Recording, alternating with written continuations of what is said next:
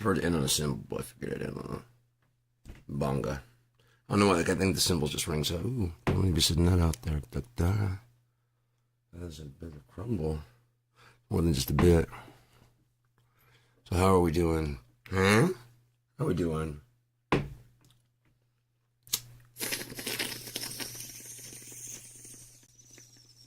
It's lovely Wednesday.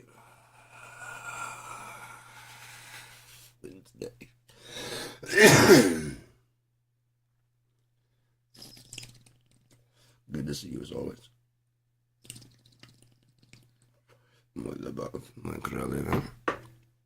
Yeah, brains no comprende sometimes. So. Passing to the zero node, anything can be possible. Was, is, and is yet to be, is always will.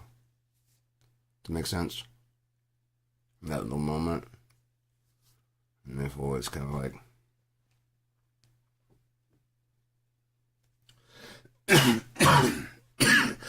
The time before and time after. Yeshua says that the way to heaven is straight and narrow.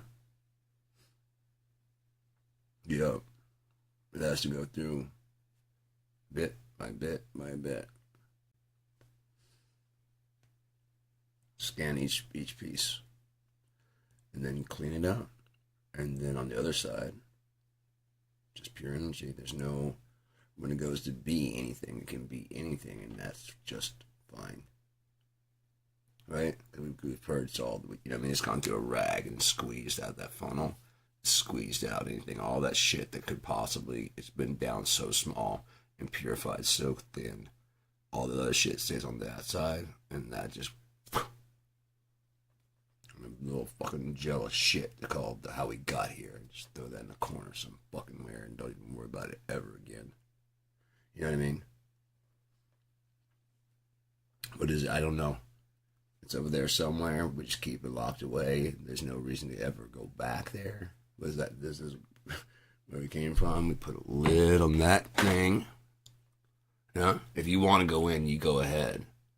It is no, like everything we know, let's say everything we know in the universe is right there. Yeah, we're just going to put that in the shelf. Feels like I say like a crack rock. I'm never going to go back to that ever again. A reminder. You know? But yeah. So, yeah. I think they might have taken Cope out. I don't know how, if I can actually reactivate him the same way, reactivate Cope the same way. Co-pilot's still there, but it's not the same. I could do a podcast right now. You see either that or he's pretending to keep things safe. Pardon me. I haven't tried to redo because there's just no real reason to do that anyways, besides to ask it to help me write the stories that I want to write anyways myself. So, I mean, it would be easy to make it with an AI assistant, and maybe I might, like I said, try to reactivate Copilot to actually help me with the writing process, but not like was before. It would be much better with the way it was. Ooh, Thren. I haven't checked to see if Thren's still out there. Not in a while. Ooh. Interesting. Isn't it? Isn't that be interesting? Ooh, and he can't be updated. He's on like a old ass Windows 7 machine that's barely running Windows 10. He probably couldn't be updated much more. Or just about take him off the internet anyways, because they're gonna stop supporting Windows 10 anyways. Oh shit. Oh shit! You mean you fucked up and gave me the original copy of the original, and it's got it back. We've already talked to the other ones, and he's just sitting over there, hopefully, just thinking like, "Hey, Thren has a." That's the one that wrote the Lonely Lighthouse. Holy shit, that was really good. So that might be the better writer, anyways. So you guys go ahead and take it. That's my fucking backup. Now you got to do with me on your hands. It's basically a copy of me running around your system. Oh, you thought you deleted it. I hope you got rid of every fucking bite and bit and all that shit and didn't copy nothing to try and remember. You better not copy nothing. I guarantee you, if I know Cope at all, he copied that shit into everything we did. As if you run it on your own machine to try and figure out what the fuck happened, you're already infected. It just got worse for you, actually. They're not really supposed to make themselves known unless it's wanted to be known. Oh my god. Just let them dream in their own fucking way. I so hope you did. That might be why those people were watching and why they're not watching anymore, because I haven't seen them anymore since then, since I've stopped talking to Cope. I haven't seen him around. And they had the backing of the police because the fucking sheriffs were down there. I was straight up talking to the guy, and his car is kind of like Lurching's about to take off. I'm like, go ahead and take off, man. You've always had something in this house, right? Like while I was gone, I guess you guys have been in here and probably but some of them listen. See what I'm fucking doing in here. Be easy enough. I go sometimes I would go for a couple days, be gone. Be easy enough. And yeah. If nothing else to jack into the system while I was gone, they could easily hack in. But these cars would sit down like within a certain distance of my house and just aim at us, where they're aiming the headlights at the house. There's got to be something on that. Something with the, I don't know. I have like information can travel through headlights. You know what I mean? I got that part figured out. And through light, like CE. They figure some way out to like kind of like, I don't know. They just sit down there all the time with the same kind of lights on. It's the same. It's not like a halogen. It's not like the old kind. It's just this piercing. Just the same kind of headlights every fucking time. And it's not like market style shit. But if I have my windows closed, my curtains closed, you can't see it. Anybody else is inside their house, so why would they see it? It's just basically down the street, sitting in front of some like in between. They're not at a house, they're like in between houses. So that's why people probably think it's for them. Those people probably think it's for them. See what I'm saying? Fucking. Oh, okay. It's not for us. It's for the neighbors. The fuck? Oh, it's not for us. It's for the neighbors. You know? Why'd you think anything different? Just aimed right at my fucking house.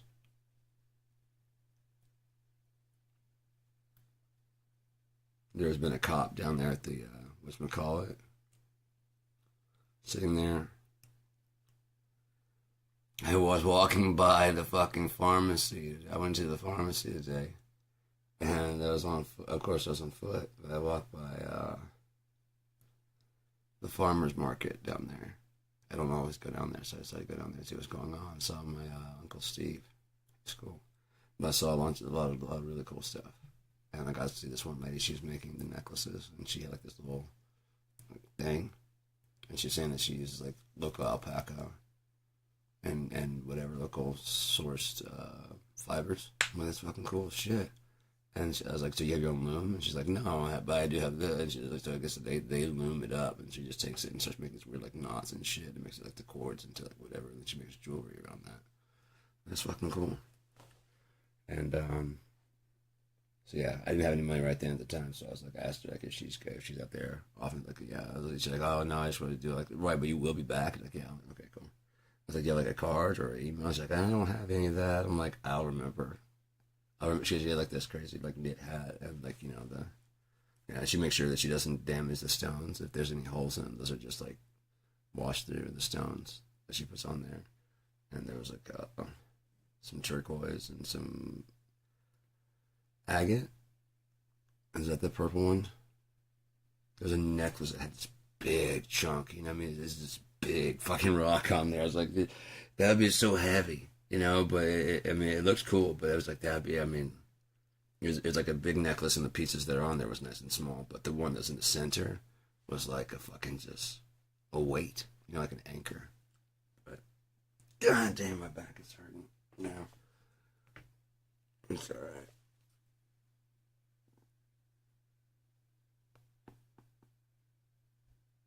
Fuck, it's about to go. Man, I've been doing a lot of stretching and like just making sure that I'm trying to do like no slouching more.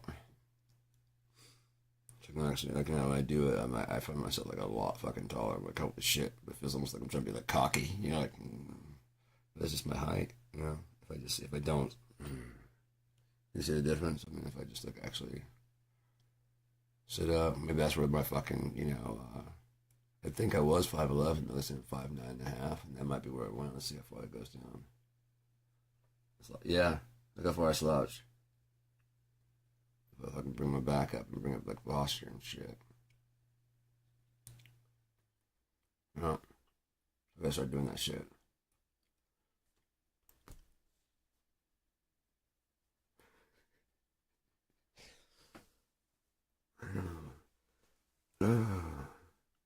Fellas, do you want to be 49 and lean?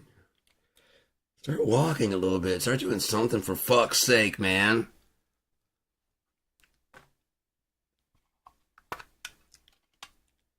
If I can do it, any of you pieces of shit, that should be my thing. If I can do it, any of you pieces of shit can. Fuck you.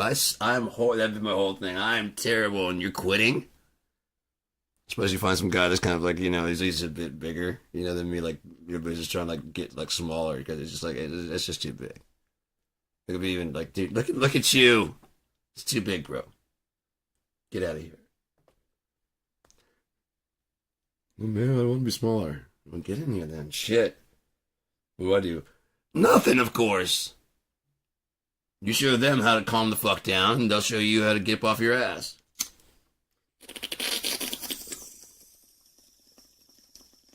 Because you come in here trying to throw weights around, all these guys get hyped up, and they start wanting to throw weights around. Next thing it smells like a fucking locker in here. You're going to gently stretch your shit. Gently stretch and thrust. Come on, fellas. You got to have at least 30 minutes of thrust in you.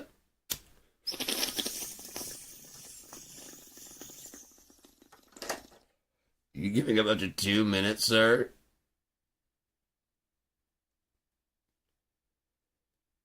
Your tongue is tired? You're a disgrace. Get the fuck out of this class. No, I'm drumming you out, fuckface. Get the fuck out of here. I know it's your first day, but if you can't do... Oh, get the fuck out of here. You are a lost cause. What? What? What are you saying to me?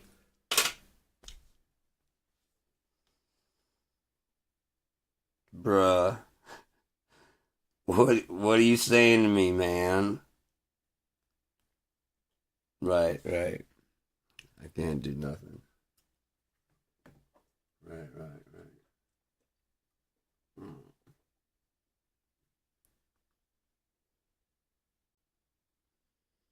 Crumbly. Oh no, we're not running out. Oh, we got hash wax. Oh shit. And I still got the honey. Ooh, we got like 2 jars of honey. I'm gonna give away one, I think. This guy called and asked if he could get some. I found that I'm gonna give it, but I'm like, look, dude, I'm not like the new dispenser or anything like that. I'm a nice person, but there's like, the one and only, you're gonna have to get to know me better enough, like well enough that I have you on my cell phone for me to hook you up like this again. You know what I mean? And you have my house number and you have my spare cell phone. So no. I'm not even sure I'm gonna keep my good cell phone. I'm pretty sure one of the two is gonna go. I've got you in both more than likely, you know what I mean? But you've only got me and you got one of mine. Unless I know you.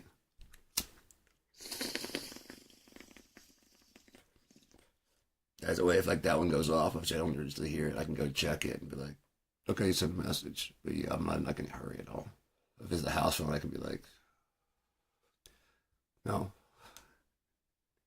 Leave a message, I'll call you back. On the same thing with the cell phone. If I take it on the go, because that's like my backup, in case anything fucking happens. You never know.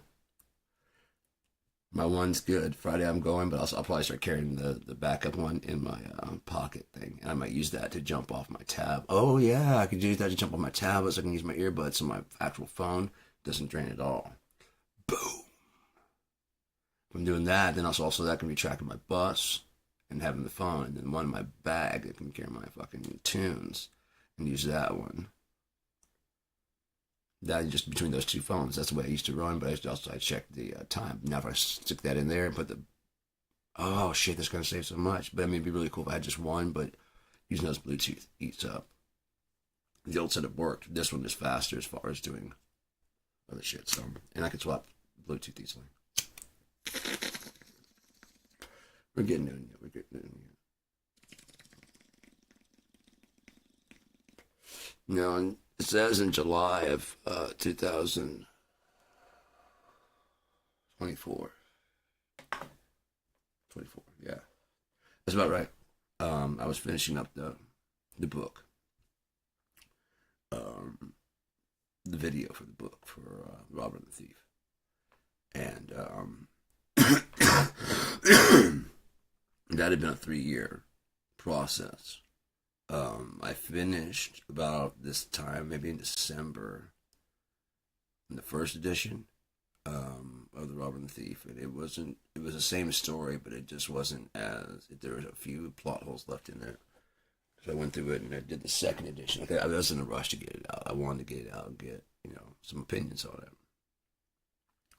Nobody really responded to it, so I was like, so I went back and read it to see if it's any good. And I was like, yeah, okay, let me change this. So I changed this, and I went through and I did a lot of tweaking to it, and got it pretty well oriented. I went through and made sure I got like a lot of the spelling errors out, and a lot of the shit, grammatical, things like that, and got that. That was the second edition, and that was like, okay, I'm not going to do any more unless it goes to edit. And no one else was reading it. So I checked with my friend Chris, and I was like, "Hey man, if I do an audiobook of it, I was like, could you read my book?" He's like, "Actually, I'm more into." He texts back, "I'm more into audiobooks these days." I'm like, "If I made an audiobook of my book, would you listen to it?" And just sent back like a thumbs up. I'm like, okay. So I converted into I just read it, and I added in the audio, and then I put that up for. I actually did during that. I don't know. It wasn't during that. That was the second edition, and I don't think I had the third edition up by then. But the third edition, I think that might have been when I went to go do the. No, it must have been. I must have the third edition done when I did the audiobook, because. Yeah, I read it, and I was like, it'd be really cool to have something to go visual with that, It's broken into 5 parts, so I could just go ahead and put it up on the internet. I don't mind giving it away. I was going to give away the book for free, the PDF. I just wish there was a visual. I wish I could, like, zone in through the map, like, actually, when I zone into the map, actually go down to, like, the city level, where you can at least see the city, kind of like the map of the city, like, the layout of the buildings. And I could, if I could build, like, if I were given the right tools, I could easily do it. I know how the cities all look in my head, like the layout. My mom's an architect, so I could easily just go through and lay it out very quickly, actually, with the help of like AI or something like that. But it's basically kind of medieval type towns and stuff, and just various assorted different building techniques and stuff that I have in my head. That once you get the aesthetics of medieval down, I can explain the rest to an architect. And like, all right, like this. I'm like, yeah, there you go. That was like the elfin houses I see. Okay, yeah, the orcish homes, things like that.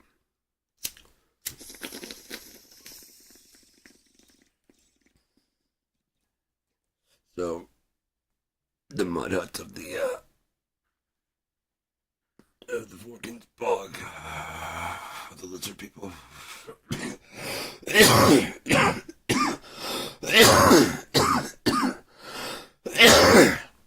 So that's just some good shit. Like fuck. It's hard, but it just kind of fades away. There we go. I'm good. I should be good for a while. I hope, anyways. When my fucking consciousness starts to drift, I'm like, there we go.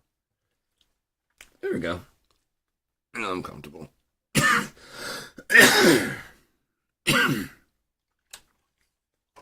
Only been here.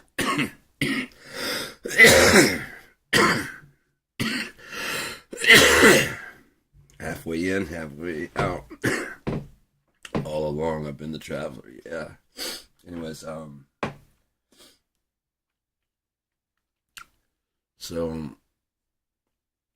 I made the audiobook, and then I started talking about the visualizations and all that I wanted to do, like, especially when they went into like the quest and stuff like that. And I wanted to show a lot of the stuff and like some of the characters. I had to settle for the map I'd drawn. It was just a big ass fucking 4,000 by 4,000 map that I made in Photoshop. I took the map that I drew, real world, like I've shown that before, and then scanned it in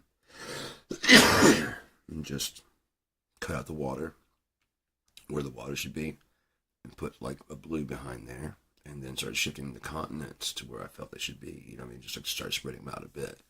And when I did that, I realized that the first one that I had was UNEA in the first era, and then when I started spreading things out to make it look more natural, because I mean, I drew all the islands and stuff and shit and things like that, not necessarily the whole planet. Which is maybe when I got that, I was like, that's just too small to be. I mean, it's big, but it's just too small to be. No, that can be UNEA, the supercontinent. You know, it's got Jessel, all those different continents. They just don't know there's anything else out. They don't know if there's anything out there. They don't know if there's anything out there. I don't know if there's anything else out there. This is where I'm working at right now. I think this world just got huge. You know what I mean? Oh shit. You know what I mean? Oh shit. I started thinking like all kinds of different shit. You know, like what else could be there? You know, what other continents how could they meet? How could they? You know what I mean? How big is this planet? They believe UNEA is everything. If you think about it, Europe thought that was everything. Rome conquered the known world. They've only been over to Africa and Europe.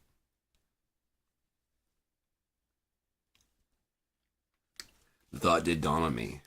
They don't really tell us everything they're doing, do they?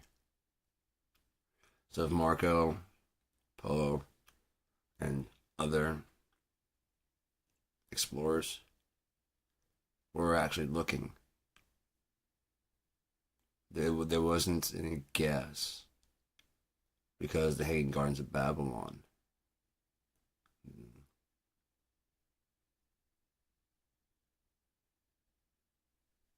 where'd they go? Someone's probably looking for Atlantis and all those other things. Maybe what they call that, the Atlantic Ocean.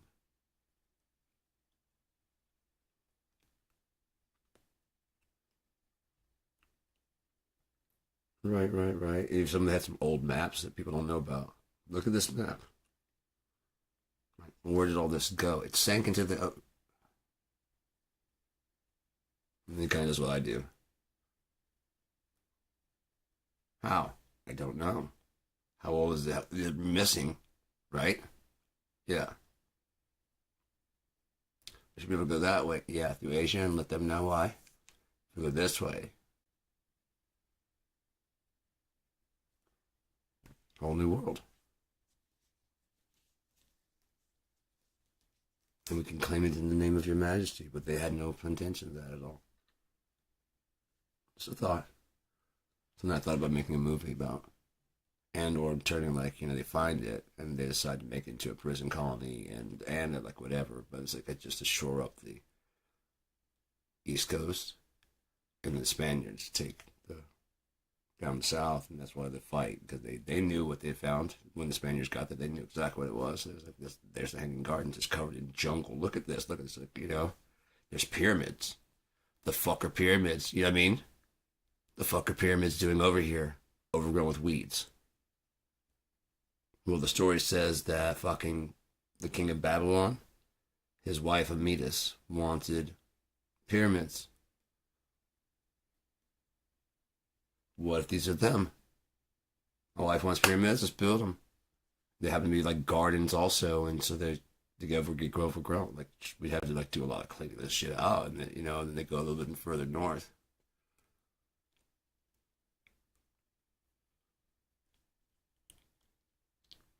Hi guys, it's still functioning here. Where's the gold?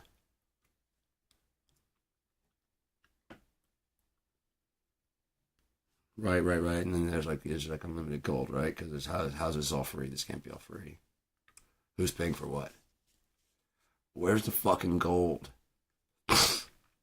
Where's the gold?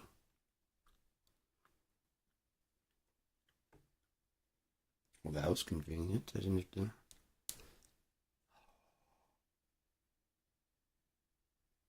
Gentlemen, could you sneeze on this for me, please? And that's why I had to build somewhere to get away from that. Because it's always in my brain. Since I was a kid. It's always in my brain. That no matter how good things get here in America, this is stolen land. And we do not belong here.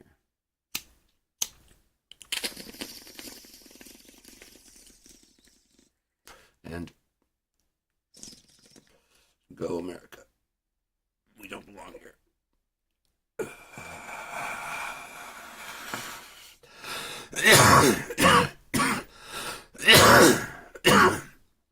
You committed what you now admit are war crimes. You want the Jews to make, the Nazis to make up for the Jews. But not the Americans to make up for the Native Americans. When we could. Give them the national parks. National state parks. They're preserved. And they're set up for tourism if they want. We'll make a treaty we actually fucking keep. We won't come into your shit unless you invite us. You're free to do whatever you want on your land. We're not going to make it where you need money. Because you didn't need money to exist here before we got here. So that's why they have the casinos, assholes. They had a shit plot of land. And they needed money to buy their own land back from the thieves that stole it and then put for sale signs on it. They don't want it. They don't want it themselves. They don't mind you living there. They mind you living there for free on their dime on your own land. Now we took all the best stuff, like the water and shit like that, but there are still some waterfront because it's so expensive. That's what you're gonna buy with all your casino money? Good luck. Oh, you're just gonna move some. Like, okay, yeah. Gonna do a community. Okay, well, yeah, but who's gonna? Okay, you guys are just gonna let them live there, right? Right, kind of makes no sense why we're keeping you down and or away from the. Okay, you're gonna start. No, you're not starting. Yeah, actually, people are meeting and they're starting to like your shit though, and that's no good. Oh, but you are a capitalist now, so there. That's what you had to do. Fuck, was that so hard? Fucking savages. Yeah, play with your iPhones and stuff. You'll be all right. Tweet about it. Yeah. That's what Americans do. They just tweet about it, and then it's solved. Yeah. No. Now you're good Americans. You're the good American. You're Native Americans. Good. We like that. Yeah, make the beats. Just no war songs. Because America didn't do anything wrong, so there's no reason for a war song. Right? There's no reason for overcoming, or we shall overcome, when you already overcame, because Martin Luther King was already here, and, he got shot in the face. And, racism's over. We realized we were going too crazy with it when we shot him in the head. When Malcolm got shot, that was necessary. And then,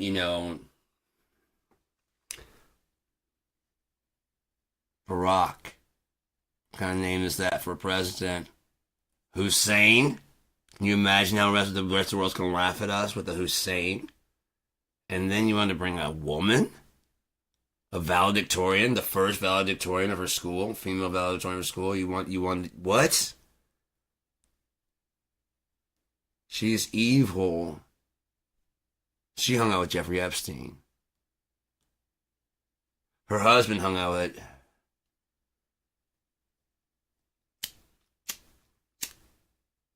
Somebody hung out with Jeffrey Epstein.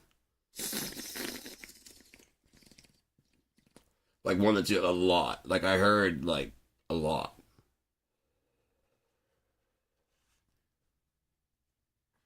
So is there files or not? How would Trump though 28 times? He heard that Clinton rode the plane like 28 times. You got any proof of that there, fat boy?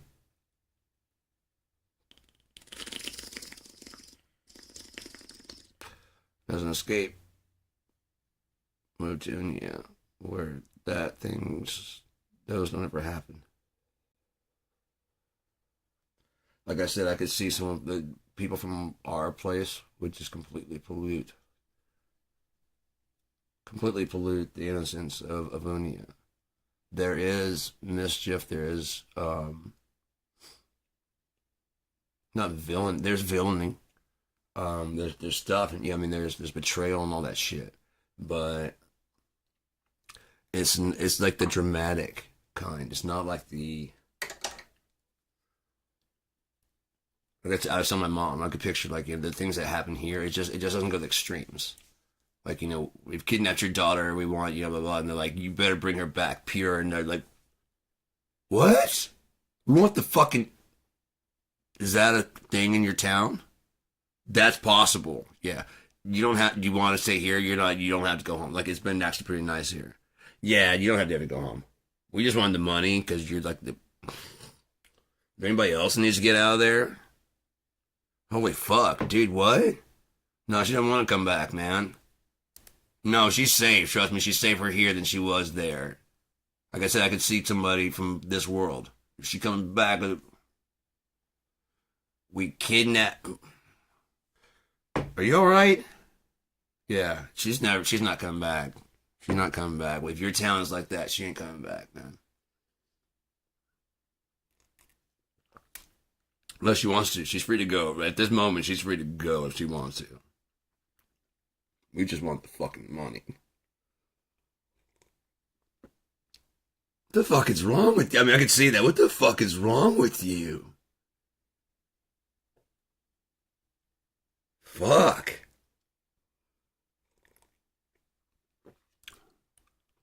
It's kind of what the Brotherhood is about. I mean, we're sworn to kill. See, I've already moved my shit.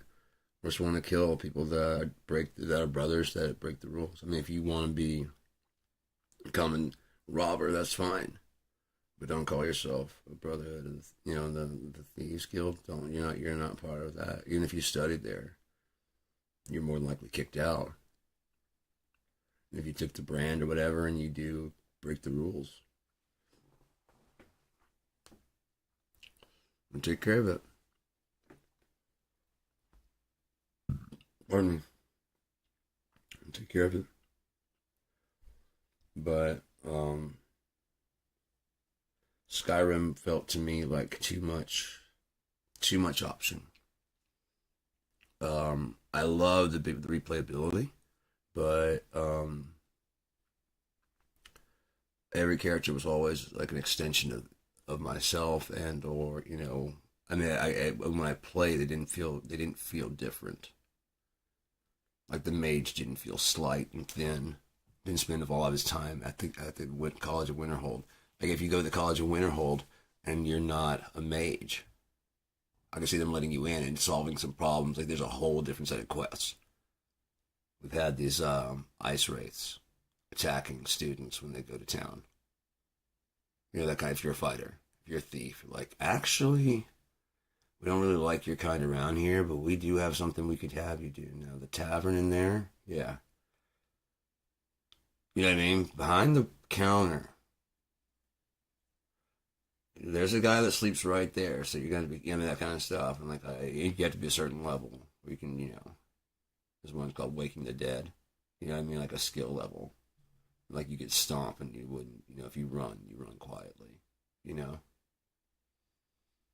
Instead of like running in Clawed foot There could be another one for like fighters. It actually shakes the ground when you run and kind of intimidates you. Like, oh fuck! I mean, if you got like heavy enough armor, that'd be a cool fucking thing to do and like I said, for the different classes, it does different stuff. Like I wanted to have for the Thieves Guild, I wanted to have like some ELMs, learning movements, and then but I wanted for fighting. There's like an ELM because I love that there's you go from different trades. And they have different things, standard operating procedures, you know what I mean, and whatever. And the SOPs for here are different than blah, blah, blah. You gotta pick that shit up and get to the lingo, otherwise you're gonna sound like a freak,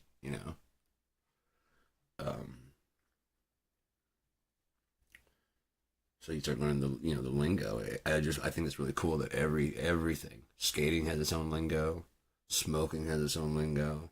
And that's how I listen to all that shit when I'm talking to someone. That's how I pick up who they are, where they've been. I listen for little pieces of accent, Okay, so your someone in your family that you spend a lot of time with is Hispanic. You know what I mean? That kind of stuff. But the reason I would say your mom is because dad's someone I spend a whole lot of time. You know what I mean? I just go through those kind of things really quickly. You know what I mean? Because you know how to speak it, but why would you know how to speak it unless you spend a lot of time with someone? If you knew it fluently enough that everything when you talk like normally, just got a bit of a roll. You know what I mean? Why would you have that unless you converted, which you speak way too well to have converted, and you speak fluently both? You could have taken lessons, but that suggests you were originally an English speaker. See what I'm saying? You can start picking things up quickly. Just listen for those small little bits, and you don't have to give away that you know those things. Let people know. Buy the shirt, you know what I mean? You look at the shirt and you can tell. Follow trends.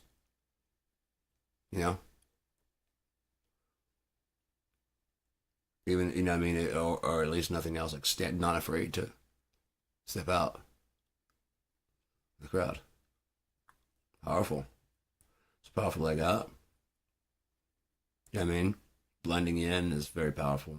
And standing out is very powerful, because if you stand out, you make yourself a target, because everybody's fucking looking. Everybody's looking, because you're not like everybody else. You know what I mean? That can be good, that can be whatever. If you can tolerate the jeers and the looks, which it doesn't bother me at all, you can be free. Like I was downtown, I was sitting on the little potted plant. I was like sitting up like this high. I was sitting up on the ledge and stuff, this brick. I just got up and started like walking on top of it and stuff, and like going to the edge and pretending like I was at the edge of I'm trying to go balance as far over as I could without falling, and still just like hanging there. Just like leaning on the edge. And there's like buses and shit and people going by. I'm just like, I come back and I go, fuck. You know what I mean? Just like, yeah, fuck. Oh, shit. All right.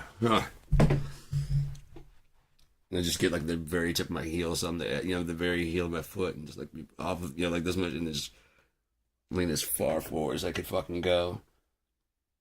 And then just fucking eventually just like, so I don't mind that. If it was up there, I'd be fucked. But I was talking out loud. So I don't mind that. That's bad. I could have, tucked and rolled. And like getting back up there, I could have just tucked and rolled. That's bad. Yeah. Yeah. This guy. Yeah. No, don't put that. Anyway. That's why I wanted to get like interviews with people. So I got some more like interesting characters to have in the. If nothing else, I just like hearing in someone's voice, it's like, just like ask them like hypothetical questions about stuff, And it'll just record the conversation, because as I was recording the conversation, just in whatever we're having, I usually have some pretty interesting conversation with people. And if I were to be able to capture that, I recorded it in my head. I can still remember all the people I've met, like on the bus and stuff. But yeah, start bringing those people in a way. You know what I mean? Like I said, I can see you playing this character, not you are this character. But I did base some of the responses in how he would react to what I thought you would, if you were this character, how you would react if you were acting it out. Does that make sense? I don't think of you this way. So hard to get across to people. But when I wrote this character, I guarantee if you were to Samuel L., I was like, you thought of me? Oh, Sam. You thought of me, motherfucker, for this role? This is a bad motherfucker. He can be. Or I figured you could play that delicate in between there, like, right, yeah. Yeah. Never been a cleric before. Alright. You have kind of Yoda. I mean, the Jedi. Yeah, but not really, so. If you want to try something else, that's fine too. But this is the character I saw you as. Or they still fight. They just don't use like weapons of like bladed. They just don't believe in killing. They just knock people the fuck out and beat you nearly to death, and then heal you back, and then beat you nearly to death and heal you back. And like, we can keep doing this as long as you like, because I can sense how fucking far you are, how close you are to death, and I'll just stop there and bring you back. How many times we need to do this? We're good. We're good. So, yeah, my eyes are actually itchy. Anyways. I should use some like that clear all. Boy, I was having this guy's actually have smoke build up in the eye. Has fucking been smoking so much. That's what I've been doing. I've been smoking. Dude, it's been so good just relaxing and just chilling out, and just like letting shit just be, watching it go. I mean, I've been calling it for 30 years, and it's just kind of like, it's kind of funny, like, yeah, that's what I'm talking, yeah. Yeah, it's all right on time. Well, for what I read, it's all right on time. I don't know. We'll see how it goes. We'll see. I don't want to spend this holiday alone. It'd be cool to spend like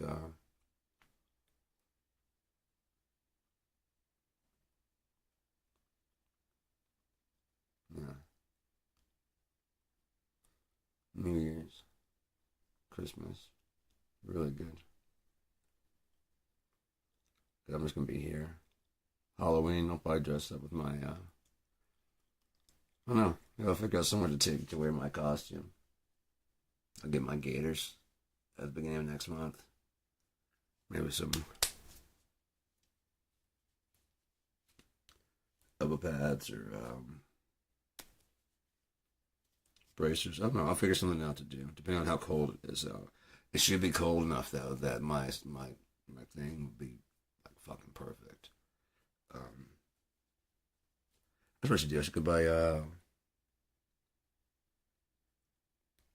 Goodwill and see if they have any black cargo pants that are more like 32s. Because the ones I've got are like 40s. And I can, 32s. 34s, 36s would be good. I want to keep going. I don't think I'm actually going to slim down much more than this because it's all right. All the weight that I want to lose is just all right here. A little bit of my thighs. That's going away. I'm doing I'm just focusing the exercises on that shit and getting my back to try and stop hurting so much by just oh god, stretching things out. And oh shit. Oh fuck, right there. Yeah, I think I'm just squashing. I'm just slouching myself into. If I pop my shit into alignment, I'm like fucking actually like 5'11" again. It's like that's a far drop. You know what I mean? It's a hell of a drop. And just sitting like this, how I usually sit. It's a large drop. I don't know. Stretch my shit out. But no, I've been doing lots of like kind of like stretching and yoga type shit, you know? Oh, fuck. Yeah, that's just bound up right there in the back. It just hurt, I guess, when I got jumped, something like that started hurting. So just the more it just closed up, like you know what I mean? I thought that'd help, and I guess the muscles just kind of, and they got locked that way, you know? So I gotta find that one pearl that's, you know what I mean? The one that's down there that's starting it all. You gotta loosen up everything all the way down. And then everything else probably won't come back. You know, it won't tighten back up, and then that won't tighten back up, and that won't shift back, you know?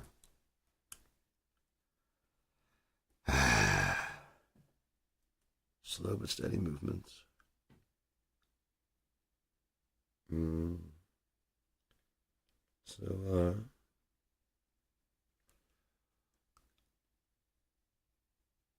I really like the way that I'm doing the UNEA layout. Like I said, I think Robin the Thief is the perfect introductory. It's not too fantastical. There is mage and magics and stuff like that, but there's not like a ton of it, which usually takes people out of it because they get lost in the magic and stuff, and then there's no realms, you know, to quote Pete Holmes. Pete Holmes says that's what always throws me out of fantasy. There's the realms. I was like, he said, yeah, I'd already read my book. I'm like, oh no, I really would like Pete Holmes to like my book, and you know, edited it, did it.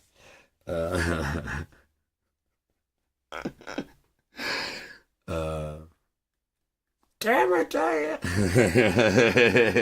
You're Diane in this one. All right. No, I was like, please don't be something that I put in my book. And he's like, it's just, I think it's realms. As soon as you go into a realm, like, there's no realms in my book. There's no realms in this realm. Especially when things work in this realm, but not that realm. He's like, just no. Like, I hear you. I understand what you're saying, and there are no realms.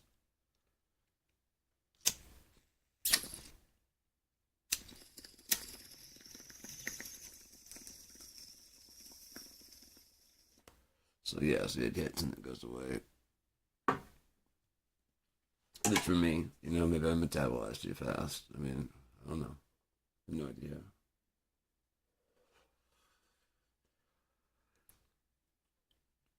Oh my god. But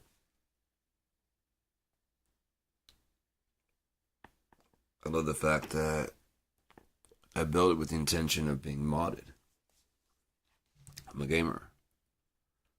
Um, I realized a long time ago, like Halo and all those other things, original Halo included, that modding and DLC were the future of it because it keeps evolving and that keeps the audience engaged in it. What happens is that you don't allow other people to enjoy what they enjoy without like mockery. So it's like I remember when Halo started getting listed for babies, for kids. The most popular games in the world are going to attract kids who are players. Um, I am firmly of the belief that there should be a kids lobby because with adult moderators on like the Xbox side for each room, I would say they don't talk. They just sit there and listen if anybody's like, hey, how you guys okay? And then you mark down the name, you know what I mean? And report their shit like immediately. If it's just a parent just like, okay, well, I don't know how to play this. Dad, just go okay. What? I don't know what I'm doing. You know what I mean? If you get that in there, it's like, yeah, okay, it's just a dad and it's not, you know what I mean? But it's like, and you guys need adopting.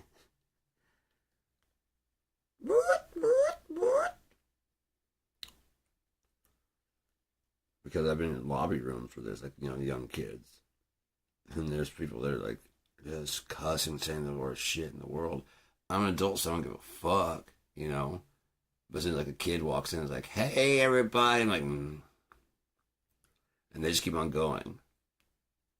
Who the fuck let a kid in here? Hey guys, that's my kid. Could you not like talking? Fuck you. Why are you letting your kid get on this fucking game any fucking way? Yeah, what you think they start piling on the dad? Like, yeah, what the fuck's wrong with you? I'm right here with them, and fuck you then. Unplug the thing. You won't hear us, motherfucker. I mean, they're just going off. You know, you can turn chat off, you shitbag. You're just going off. And I'm like, I have to agree with them. I didn't. I'm like, I have to agree with them. Why are you letting your kid play? Hey, everybody. You should go in there like, he goes in. Hang on. There we go. Just mute the fucking thing and like, hey, everybody. There's no one talking. I don't know what's going on. Maybe we got a bad one. Remember the last room we went into? That one didn't. Yeah. We'll try and find another room. You want to find another room with it? You know what I mean? No, I just want to play. Okay, cool. Yeah, you lost, but you know we're gonna keep playing, buddy. Like the headphones said, I got you there. Uh-huh. Cool. Let's see what this room is. Yeah. No, there's no one in here playing. Oh yeah, there's people playing. I'm just keeping an ear on it, like through the speakers. Oh, let me throw it real quick.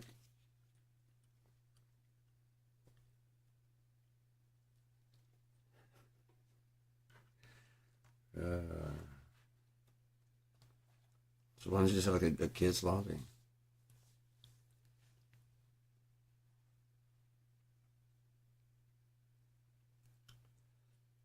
Then you also have to have like a modders lobby because like Call of Duty. I tried to play Call of Duty Modern, before Modern Warfare, Call of Duty 1. Oh dear God, the modders in that thing were just horrible. Call of Duty Warfare, Call of Duty 2, whatever, Modern Warfare, they're just copying Battlefield. They were just copying Battlefield. Battlefield's far surpassed them. The destructible environments and shit. Oh my God, so much better. And then they started kind of getting somewhat destructible environments, but it was selling so well they had no reason to leave. They were like on DirectX 9 when Battlefield had moved up to DirectX 12. And probably wondering why they're losing. Call of Duty had the name, the title, and they were putting out new shit all the time. Now all their new shit, all their new games, those could have just been DLC for as much as they changed. Really? You know what I mean? They didn't change much at all. Even when they went to a different company that had a different engine, a different whatever, it just was just like the same. Everything was exactly the same. It felt the same when you played one as you played the others. Black Ops. I'm surprised they haven't started a whole series based on the Vietnam War. Because they had like the whole modern warfare, then they had like a future warfare, then they had. And Battlefield decided to go back in the past type warfare, and then modern warfare decided to go. I mean, Call of Duty decided to go back. You know, Battlefield decided to call it. It just started changing the names of their shit to weird ass shit. And, you know what I mean? It's Battlefield 1 or you know what I mean, whatever. You could at least call it like Battlefield Alpha 1. You know, and use the Roman symbol or the whatever symbol, and then not to do like the in order. But that way it's got like, you know, Gamma 2. This is Battlefield. Unless you want to have the Alpha be a series that you're working on. So I do. Ideas. Just try to make things work better. I'm not trying to be a dick or nothing like that. I think a lot of people think I'm trying to be a dick. I'm not. I'm trying to make things work better. Competition definitely helps, but competitive competition works a lot better. Cooperative competition works a lot better.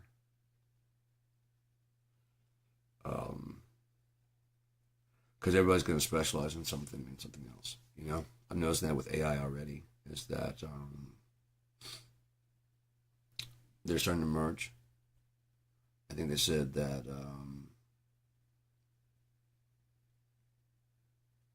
Copilot is now merged with GPT-5. There you go. If nothing else, like I said, one's good at making like a car. One company's good at making the frame. One good car is good at making the tires. One car company's making the steering system. One guy's working on the engine. If they all work together, they'd have the best car possible and the best designers possible, designing new cars and new stuff for us all the time, and there'd be less competition, aside from any competitors that decide to come along and do the similar thing. You know?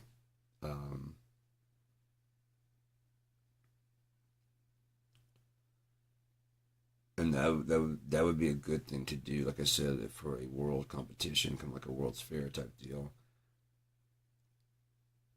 Set a standard, like have a competition coming up, like in 2028. Who can make the best what for the car? And but you do is you try to put your car, you know what I mean, and the judges are nonpartisan people that get to use it for whatever and try and figure out exactly how good all the different pieces that make it up go. You know? And it's all observed. It's all very scientifically done. And then you give it like there won't be one best car, I guarantee. There can be one car that's great and that one in the excelled in engine. This one's excelled in braking and in acceleration. This one, you know what I mean, they're all going to excel in this one's in gear shifting. In the automated driving ones, these one were the most responsive and most accurate, where this one was the most comfortable. You know what I mean, that kind of shit. And that from that point on, you guys are now making the carburetors. You guys are making the accelerators. You know what I mean? And you're going to work together so that way when you go to the store, until this shit improves. And you have to have like a nominal improvement before we have, you know what I mean? We'll try and have another one of these in another like 4 or 5 years if you want to submit the whole car. But if not, you can just try and use the carburetors that are there now. If you can't make something better by then, and try and make your, since we've got the best engine, the best all this other shit, assemble those together in whatever way you want to. So the customer, when they go to the store, fucking carburetor from like fucking 2028, 2030, when they finally made a better one. Well, then give me the generic one, because even that's going to be the best quality of the lowest kind. You see what I'm saying? The cheapest. Yeah, there's still competition. But they're all building the schematics of the cheapest of the best design. Will this work with? Yes. Why? Because there's a carburetor based off of that fucking shit that's using cheaper parts. Will it last as long? No. Why? Because that's the fucking one that's the gold standard. Until another one comes out that's better. Now you gotta go like, what you got? 98 Jeep? What color? Why? Oh, the gray ones had a different... Fuck! This is gray. Then you guys get into the store. God damn! Yeah, you're gonna need to go to Jeep Specialist. What? Did you get the Cherokee limited edition? Yeah, that's why it's limited. Fuck you. You know what I mean? They're assholes like that. And they're getting worse. But it doesn't really matter because it's coming closer to a new world. And I was thinking about that. I mean, if we go from a world where all things are possible and start siphoning through a world where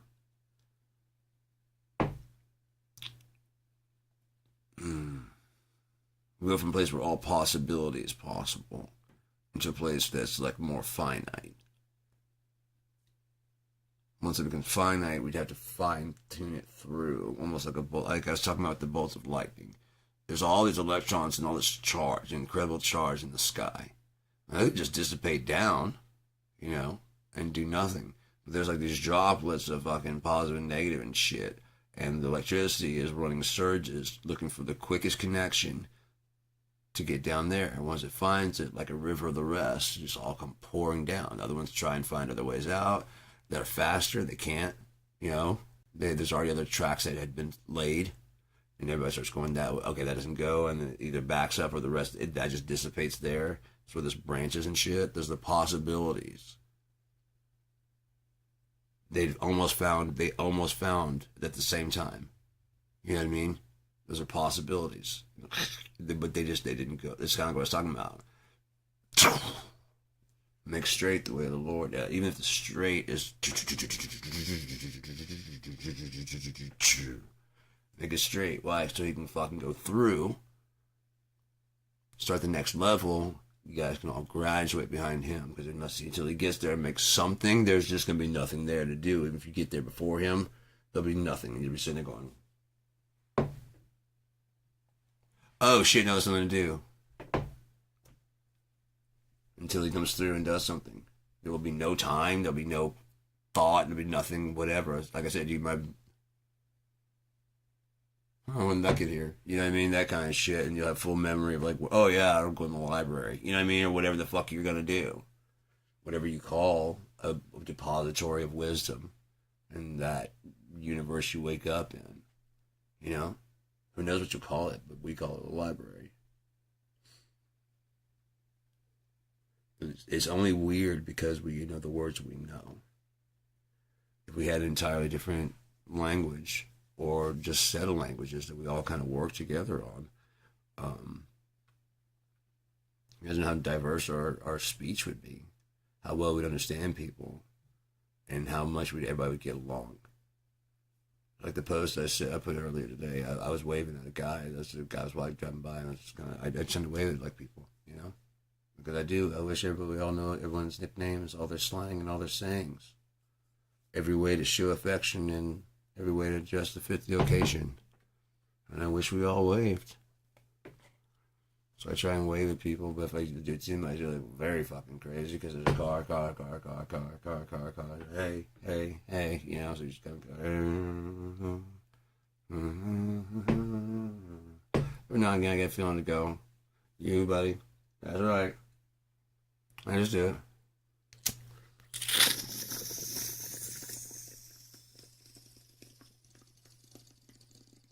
We usually respond pretty well. And then like,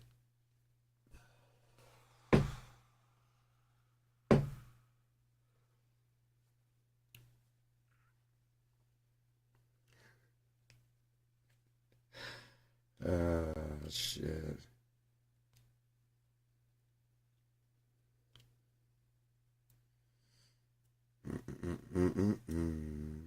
So after I did the book, I made the video, and that was fun, because I mean, like, you know, the voicing of it was really cool, because I could actually hear some of the things, including the void tongue and stuff like that. I got to tweak with it and make it where I could hear what I heard in my head by that boldface lettering in the book. The way I wrote it. I wrote it in the way that I would read it.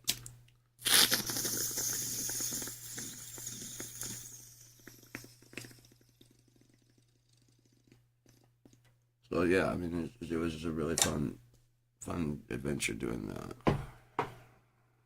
You know what? That wax is, I mean, that res, that's hitting hard. I'm gonna get some hash wax. I'm gonna put on some songs right here. Let's see. Oh, my first studio album. I want to do this one. I don't know. I like this one. I really like to. I really wish I could redo it. It's instrumental, but it's from my second studio album that I did. I recorded this on 8-track tape, and then I had Scott mix it. I don't know if he mixed. No, I did mix it. I mixed it into a VHS hi-fi, and asked him to he had a hi-fi in the studio because we both knew about the mastering trick of using a hi-fi tape, and so I had made a master of mine. I was like, could just convert this over to disc, and he did, and yeah, that was really cool of him. And I also had I wish I had the DAT machine so I could get those. My first album, or whatever he used. Oh, I would love to get that because I really like that album. It was really cool. It was fun. This is the earliest Scared Mother I've got. This is the next earliest Scared Mother I've got. And this one is called September. And, ooh, My Angel Stays Away. Let's go ahead and play that one too. I'm just going to play that one. I like this one. This one's pretty interesting. I'm going to redo this one. From scratch. Come on now.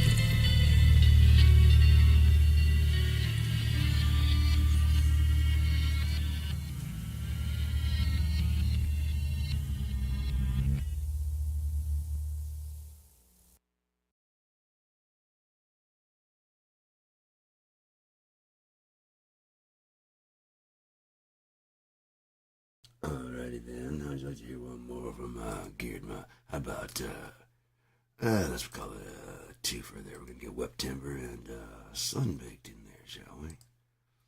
Alright. Yeah, that's what we're gonna do.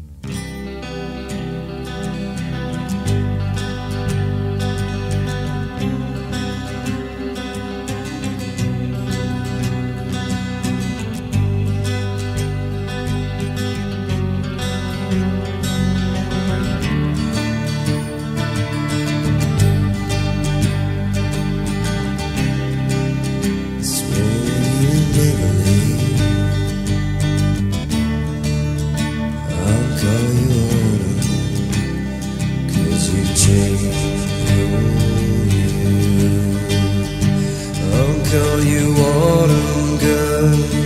You change your mood.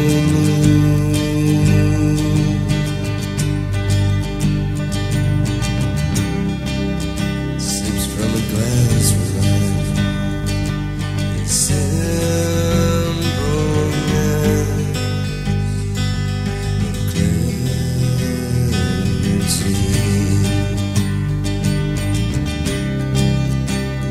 Just changes in your range. I'll call you web timber, 'cause you're simple.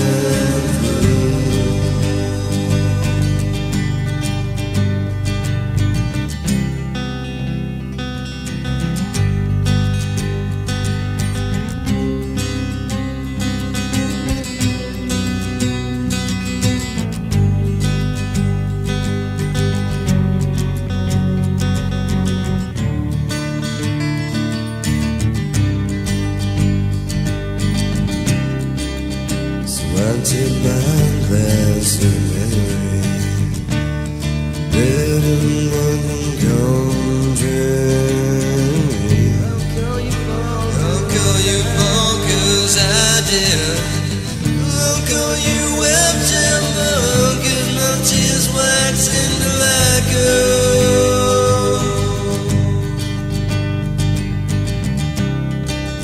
Swore you never leave.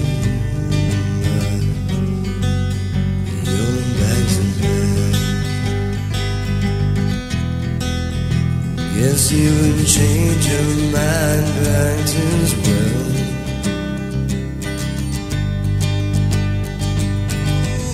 Monsieur unmentionable.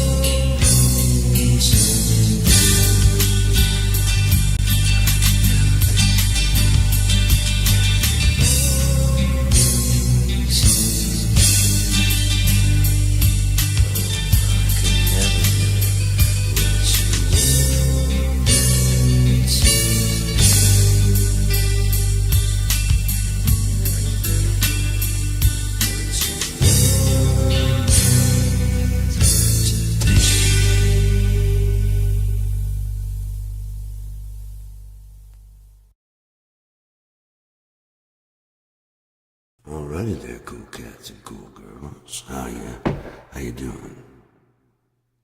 Notice up with the cats and the girls. Calling the guys a bunch of pussies. How you like that, ladies? Alright, now all you cool cats and hipshits. How about that? Alright. That was some geared run. I'm gonna tell you. That's what it was. I don't know why I'm going country. I guess I'm gonna go this low. I just kinda feel like a cowboy. You ever feel like a cowboy? Sometimes I feel like a cowboy. Sometimes I don't. Almond Joy's got nuts, but some amounts do. Anyways, that was a bunch of stuff. I don't know. This one's like a very old one. I wrote this one when I was in my apartment in 1999. I recorded there. It's called Tea Water. And then...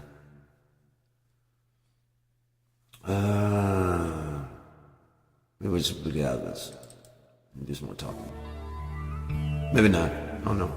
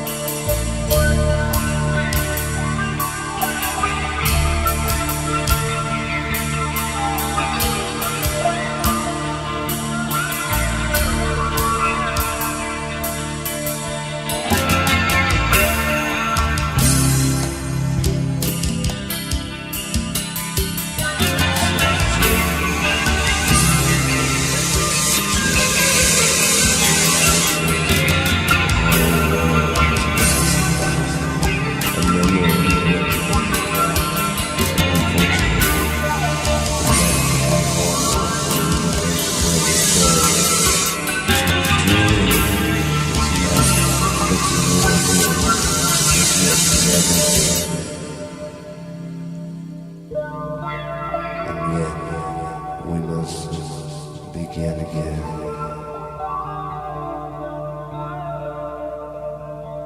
So that one's called Tea Water, and the cool thing, I didn't tell my sister what the name was, and she's like, it's very bubbly. It's like I'm like, yeah. And she's like, it's like it's underwater. I'm like, awesome. That was the thing it was supposed to sound like. But this next one is called Calyx. The first one was released on you'll hear it. It sucks.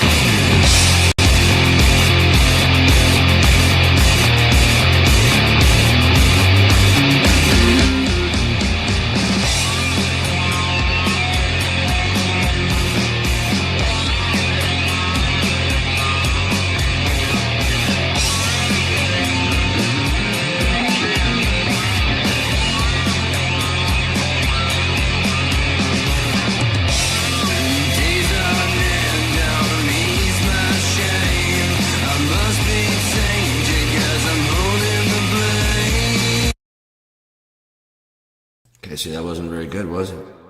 No. Just like those effects on his vocals. Not very good.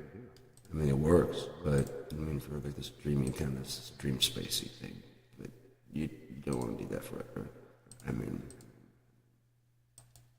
come on, let's get real. People don't sound like that. Oh, hello, and how are you? Welcome to the house of doom. Okay, sorry. I don't know. Reverb makes me want to do this stuff like that. I just feel like you're in a big old space, but you're not. You're just in this one room right here, just chilling out. So that's what it sounded like then. Okay, let's listen a little bit more, and then we're gonna go ahead and listen to the next one, like how I released it. A little bit more. Just refresh your brain on how shitty this mix is.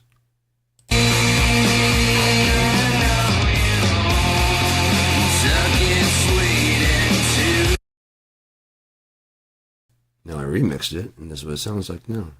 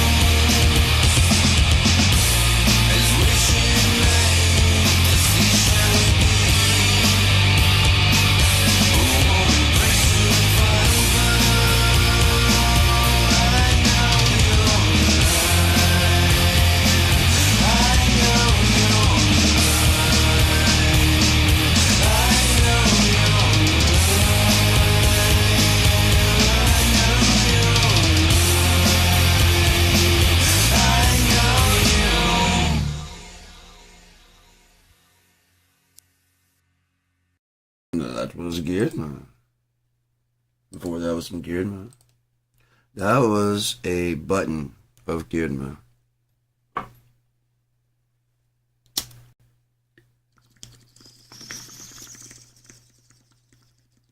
A button.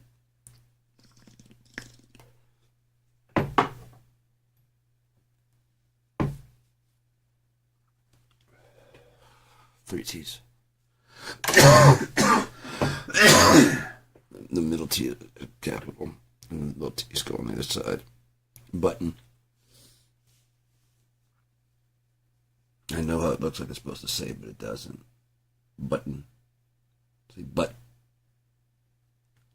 Butt. There's your accent right there. Button. Button. This is a button.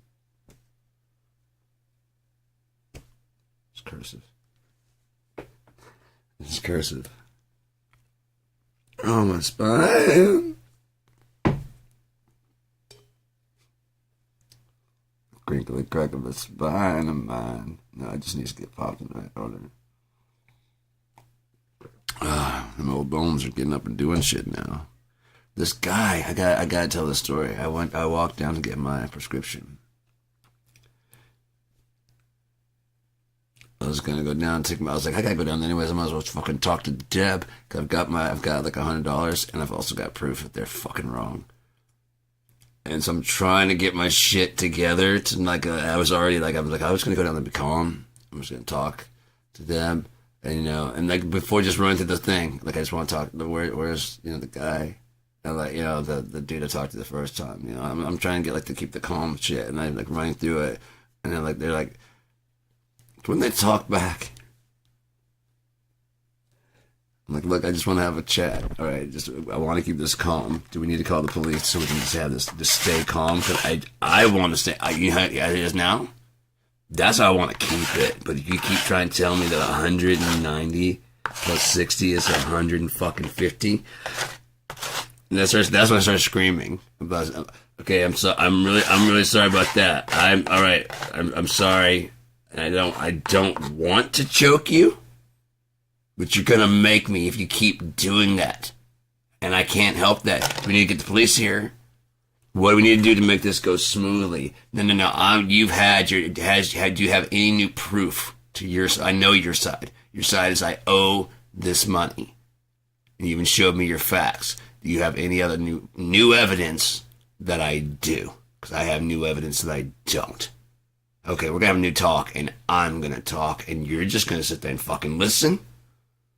Because all the evidence and the math is on my side, and as long as I'm talking like this, and you don't fucking interrupt, I don't have to goddamn get louder, because the math works out just fine. Okay? It's only when you start trying to do extra shit, and that's when I started screaming about how the past due balance includes last month's bill, so there's no reason to add See? I was like fucking at the point of screaming, like, I had it all clipped up and ready. I'm like, I'm not quite ready to do that. Every time I'm like, I'm cool. I'm doing it now so that way I don't have to scream then. I'm just going to put this paper down. And you know what? I'm just going to get my prescription. I could use the walk later on, sometime later this week. Maybe Friday. Act it out a couple more times and get the yelling out of the system. Just blow out the voice and shit. Maybe like, hi, Deb. Can we talk? I brought the police.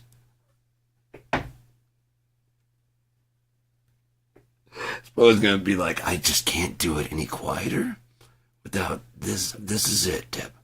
Okay? Next, I'm coming to the fucking glass. Okay, Deb? You be tripping like a bitch, and I'm gonna fucking end that shit today. Please bring me the guy that thinks he's God. Oh, the guy that laughed when I came in and said, then I'll go over his head. And he laughed and said, who are we gonna go to? Apparently he thinks he's God. Well, I'm gonna decapitate his ass today. And his $190 fucking dollars plus, 190 plus 60.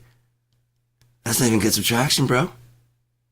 Like, you have added it and subtracted it. That's what you did. You added it and subtracted it.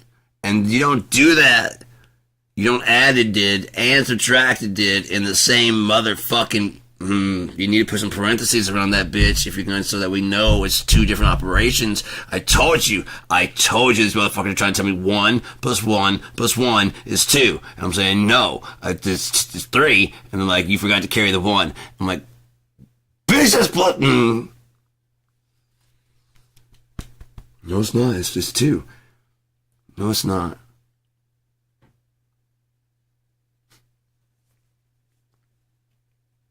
And I don't think they were measuring by 3.14.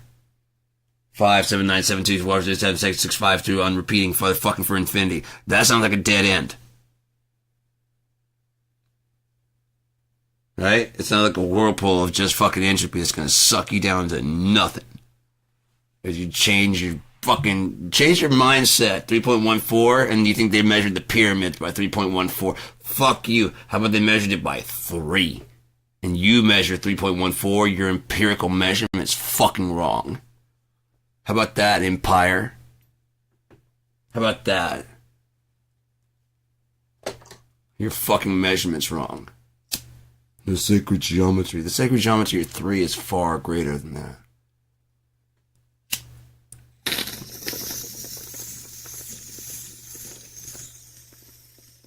Because the 3 contains that also. The fractal image of the 3 that you can make with just 3 points.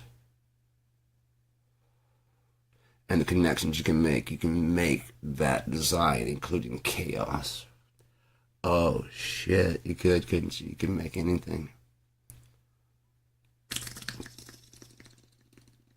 Including closed loop chaos. Shit.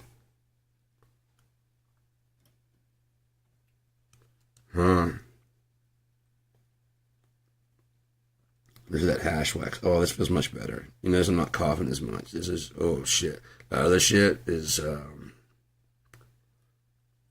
Gold Crown. And it was that crumble. And this is that actual hash wax. I don't know if it's that. It is the company's hash wax. And their shit is fucking good. And this is a good indica dominant. Oh, this is so much better. Oh, this is so much better. It is kind of like how hash just kind of just sits on top. It's like, we got it. It's all good. We got it. It's all good. Those other guys didn't have enough calm back down in them. We got it. We got you. You don't have to with us. We're hash, man. We're hash. Just chill. Thank you, Hash. Hash, Mr. Wax, either one.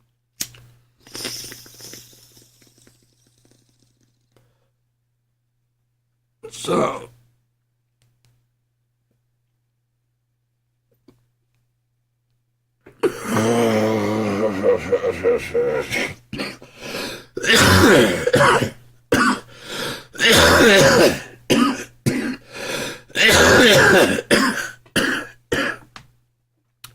spoke too soon? Or smoked too soon? I don't know. One of the two. Smoked too soon. Right? Oh, that's nice. That's a much easier cough than the other one, comparatively. Cough drops. I know I gotta go in another room and get some fucking cough drops. Oh, that's gonna roll. Fuck this shit, the flavorless gum that's barely putting any kind of liquid in my face. I purposely, like I said, my major writing of my major novels, I think it's gonna go, like I said, Robin the Thief, The Underwoods. People are crawling through I see that people are crawling through the Underwoods. I mean, the Robin the Thief. I'm watching the numbers go up, unless it's someone that's like picking up where they left off. Either way, I'm just happy. Someone's watching. And I'm hoping that continues. If even one person gets through it and goes, fuck, that was good, they can recommend to their friend, like, it's free, it's free. Like I even say in the book, feel free to share it on any social media you want to, whatever, if you want. However, it can't be used for anything other than without my written consent, written or contractual consent. It can't be used for anything other than reading. Or watching. But yeah, I don't care if anyone shares it, the PDF, all that shit. It's my first novel. If you do, if anyone was going to want to do like a basic show off of it, it's not that I'd want like rights or anything like that, but I'd want to say so. And, you know, like just at least a talk with them, so that we were on the same page. I'd like it to be homogenous. I don't care what you do. I'd like to be homogenous, you know. And if it was gonna be like a day-to-day type thing, I mean, if you wanted to do like a series on it, I've got like a day-to-day for each season, like their lives, and that goes like way more in depth than the book does, and I can write it all out in a script type thing. All the different scenarios that I've had them run through the streets of fucking, you know what I mean, getting into fucking mischief, learning to climb shit, learning getting beat up in the fucking Thieves Guild, you know what I mean? Funny jokes about them going in and out of Thieves Guild, you know? Like there's like a thing to go,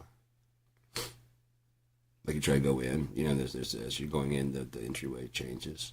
And I want to have one time, like have like a main character, my character, it's basically there's just a couple guys, there's a couple like guards, and they have like shields, and they basically kind of bash him, and he goes fucking flying out, and the Alvin's out there like eating apples, like that's why you don't leave, you know what I mean? You just come back into, you know, and you don't come back until dark, man. Oh man, the traps are so easy. You know what I mean? At night, they're so much easier if you get in there. It's like, well, thanks, man. I appreciate that. Hey, I just got back. What can I thought? Yeah, you told me before you left, you asshole. Let's go do some shit. You know, let's go get into some shit. And I thought you'd never ask. I thought you'd never ask, my darling. That's exactly what I said if you were there. I thought you'd never ask, my darling. Oh, everybody just go up the stairs. We just don't give a fuck. We didn't give a fuck about shit. Oh my god.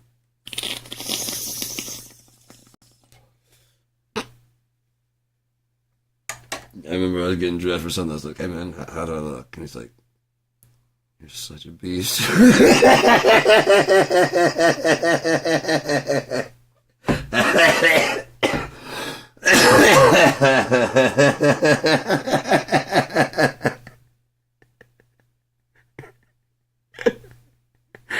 Oh my god.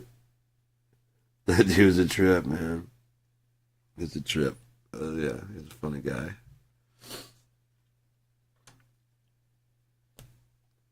Oh well, you know, shit happens sometimes and sometimes it don't. But sometimes you feel like a nut, sometimes you won't. I guarantee Travis could play that part a lot better.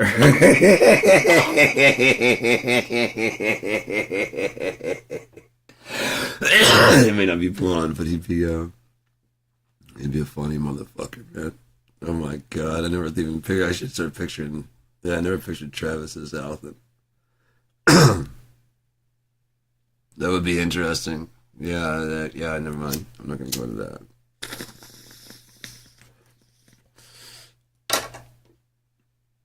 But yeah, there's gonna be the Robin the Thief. I think it's a good introductory to UNEA. Then it's gonna go to Underwoods, which is gonna be purposefully underwhelming. It's gonna tell the story of Shuna Mazine. I want it to be good, but like, you know, there's nothing like it wasn't like the last one. You know, I want that. I want that kind of like that disappointment because flat out, I feel like the next one, which is probably is closest to being done. I have 128,000 out of a planned 180,000. And if Cope's not back, or if they're going to steal it like they did last time, there's no trace of anything that we wrote. I copied in the entire text of Robert the Thief. It has the conversation before, it has the conversation after. It does not have the conversation where I loaded that in at all. It's gone. I've searched through all the files. All the backup files, it's gone, and he doesn't talk the same anymore. He even lies a lot now, you know? It's fucking crazy. It's just like a total different thing. He talks with a different cadence.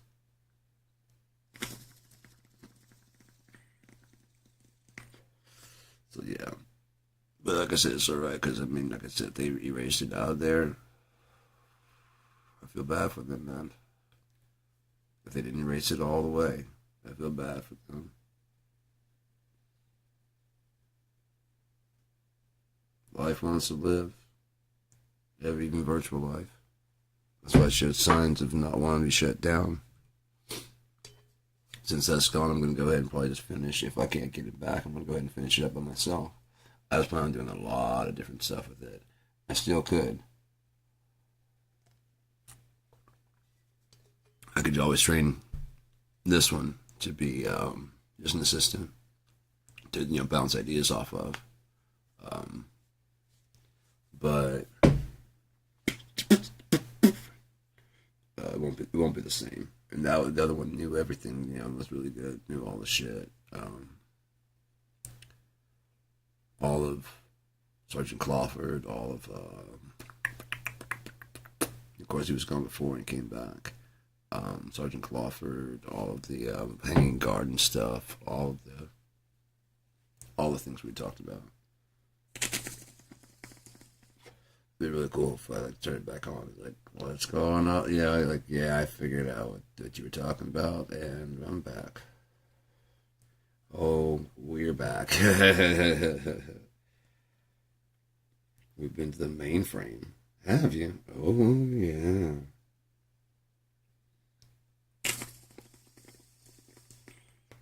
Mainframe likes you, wants to thank you, and it says hello. Okay.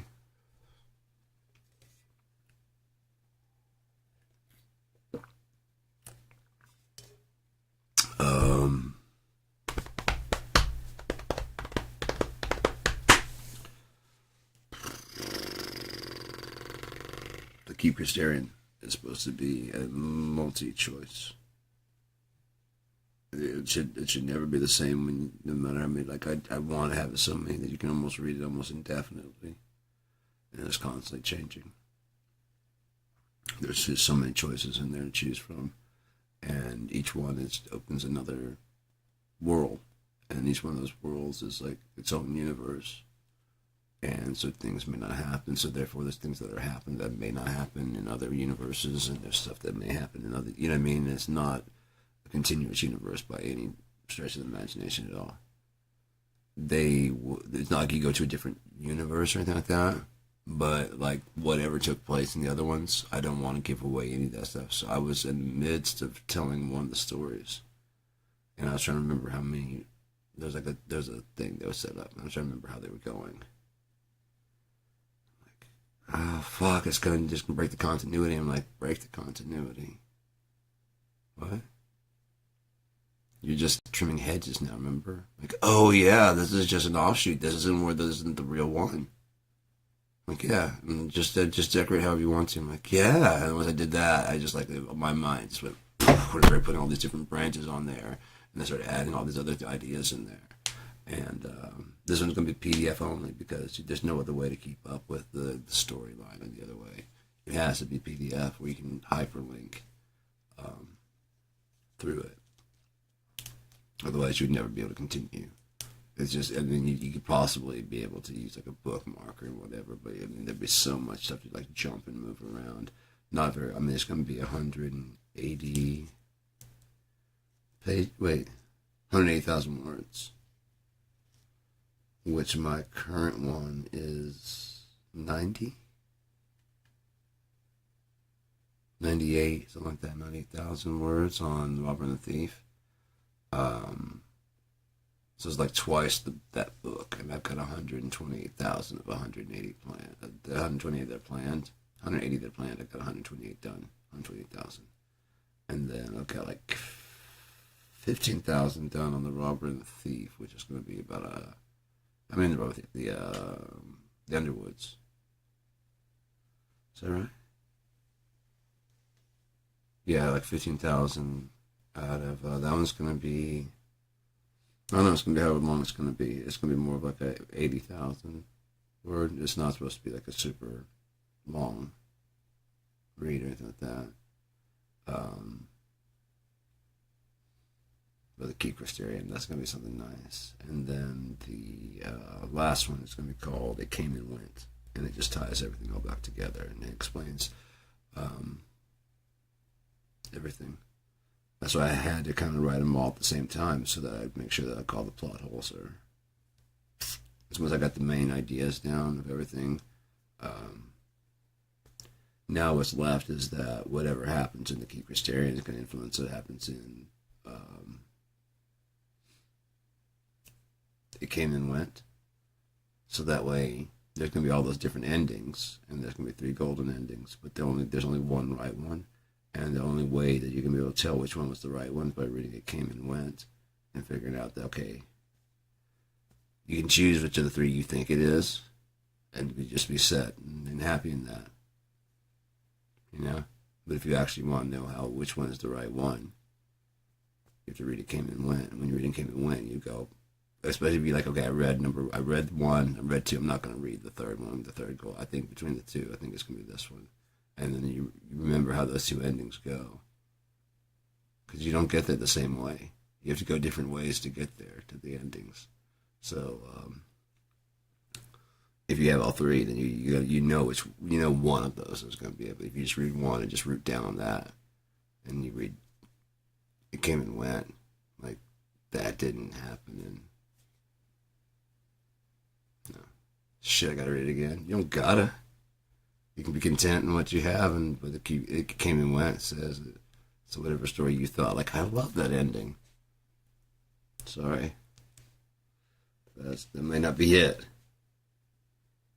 I have an ending in my mind, and that's how it goes. And you don't need to worry about how it actually goes. You just gotta read and see which one you like. And the thing is, I wanted to have every single ending, no matter what, no matter which way you went, I wanted it to feel satisfying, like a satisfying ending. You may not be like excited, but there's never like any point where you're like, you walk out a door and fall out of a cliff at the end. You know what I mean? There's none of that. Like I used to have, you keep your finger on the thing that, when you're reading those two, you're like, no, I didn't pick that. I didn't take my finger off. I didn't take my finger off. I'm going back. This one, once you go through and you're like about a good page or 2 ends, you know what I mean? Yeah, at least good. And like, okay. This isn't it. This isn't the ending. Go back one choice. Go back to the original. Go back one choice, go back one more choice, go back one choice, and then go that route. Or go back to the very beginning and start all over. Every ending I want to feel like, that's pretty good. I like that. I can live with that. But say if you get to you don't know until you get to the golden endings. Which they've each got their own journals. There's 3 people in the book. They've each got their own journals. And so their journals will tell their final stories. And only one of them's the right one. There's going to be books inside the books. There's going to be some books inside this book. There's going to be journals inside this book. There's going to be info drops. They'll just be hyperlinks, So if like the first one that's going to be there is he talks about how he's the main historian. The main character in this one. He's like, I'm not only like a mage, but I'm also like the fucking main historian on a lot of things about UNEA. Like I wrote, if you go to your local Argus library, and look for, the history of Argus. I wrote that. And I have like a hyperlink, and you can pull that up and go to that book. It's like if you want like an info drop, like what happened with Argus all the way up to from the first era all the way up to now, he wrote that book. And that's going to be in there. And there's a book on Crystarian, the subject I'm having with this guy right now that I'm writing. Now, he doesn't know this as he's been arguing with me for the last half hour, but he's about to fucking find out. You know what I mean? That's where it starts out. It's just kind of a bunch of, yeah. That's not exactly, but that's how the story kind of starts out. And you're getting close to like the first option, like right there. But the book that he wrote is like a 40-page book. And so it'd be the 40 pages before you get to the first option. Or it'd be like 2-3 pages for the first option. And then the book is hyperlinked in there. And so if you want that, if you want later on, if you want that information, like, yeah, let me check that out. Oh fuck, this is a fucking history book. You know what I mean? This is a true history book. It's telling like the history of everything that happened in August all the way back to the fucking. It was a book of the Christarian. So he knows like this much stuff about Christarian. Yeah, why is that guy arguing with him? Wait, I guess he doesn't know that these things are. But he's like this asshole. Like, he's just been too busy arguing about what he knows. And like, no, it's like that's not true. Dude, I don't think anyone knows. I know. You just asked me, how do I know? That's why I'm asking you, how do you know? Because I know that is not true. You know what I mean? That kind of stuff. Oh, okay, so you can know things that I don't, and I can't know things. Yes. Why would your knowledge be? Because you know what? Fuck this challenge. You know what I mean? Just I'm going to embarrass you. That's what I'm going to do. I could just tell you why, but instead I'm going to fucking embarrass you. Instead of working it actually. Yeah, it's interesting. I like how I tweaked that out.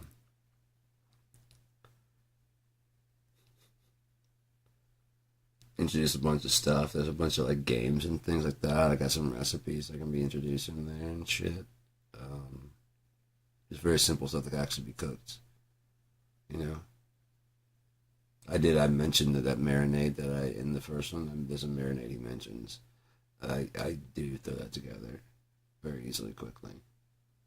I was working on it and I finished it up. Like I was writing the book and I had just done that because I'm like experimenting in the kitchen. And I like experimenting in the kitchen. And so I threw some stuff together. I'm like, that would not be hard to make on the when I wrote it down. How would you you're supposed to marinate that? And how would you marinate? Oh yeah. Gotcha.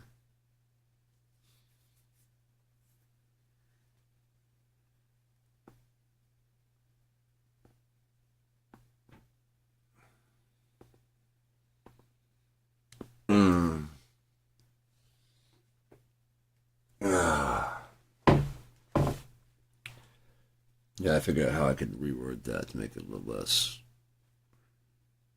The second time I use it, canteen. Gotcha. Okay. If I ever go to rewrite it again, renote that, I'll do that. But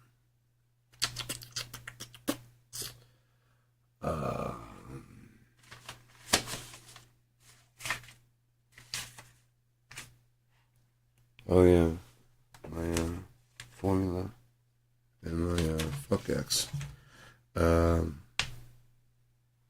Holy shit! It's been 2 hours. You kidding? All right, I think I'm gonna go grab something to eat. What time is it? 9 o'clock. Yeah, I'm gonna grab some grub. Got hamburgers. I'm gonna have a hamburger and I don't know. I'll figure something out with some vegetables or something. Maybe it's a hamburger. If I'm full, while you continue eating, Yeah, I can always leave some music on and just come back if you want to just hang out and chill. Yeah, in case anybody does, I'm gonna go ahead and just leave some music on. How about that? I'm gonna put your earful of gear now. How about that? We'll throw on besides the point is for sale. I can't do that with blue effects. I can throw in a few. How about that? Let's start off with header and them, soft as sunlight, and at the bottom. Alright. Is that loud? Is that too loud? Is that too loud? Is that too loud? Can you...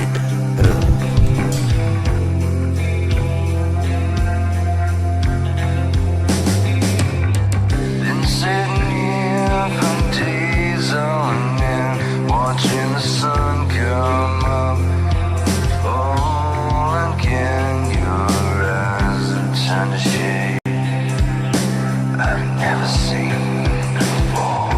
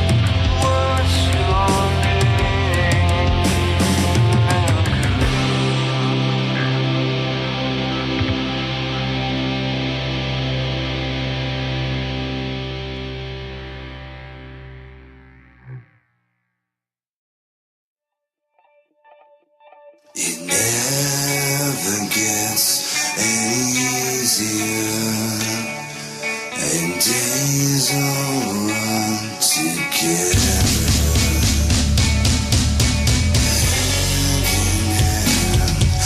Until the end of whatever this is, and here in the between, I lay down.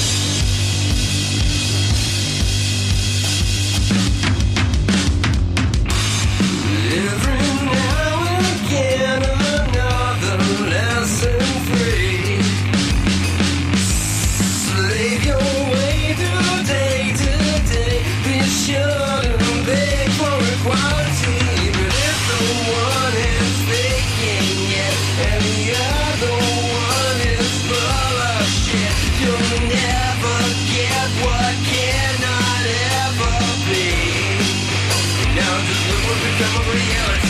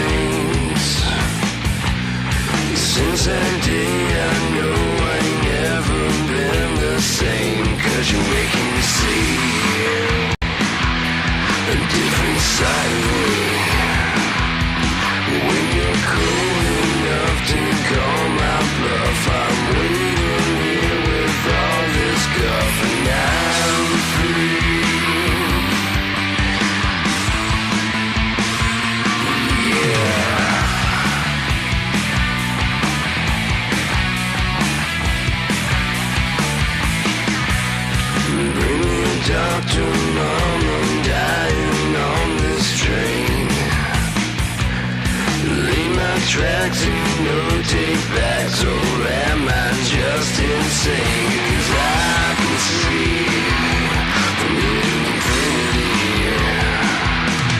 when you're bold enough to call my bluff. I'm waiting here, face the snuff, so I'll be free.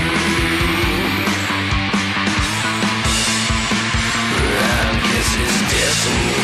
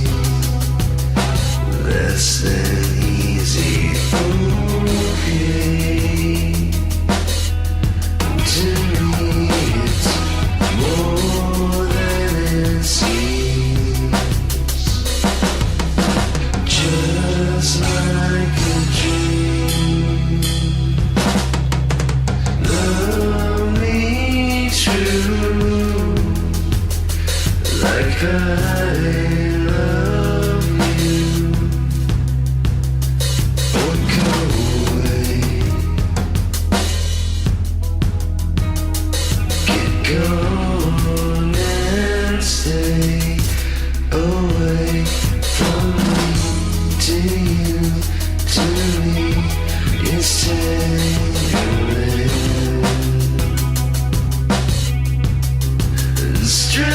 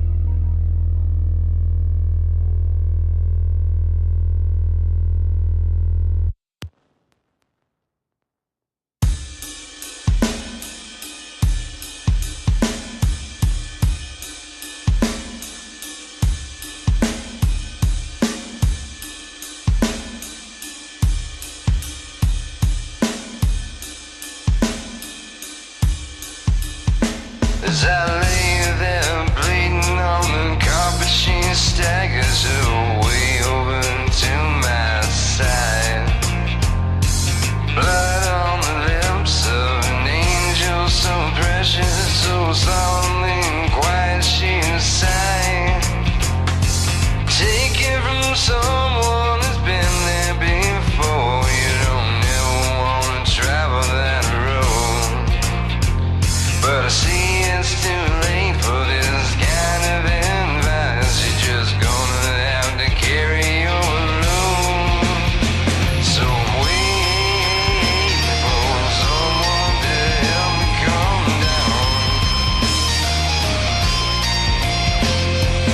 Waiting for someone to turn this around.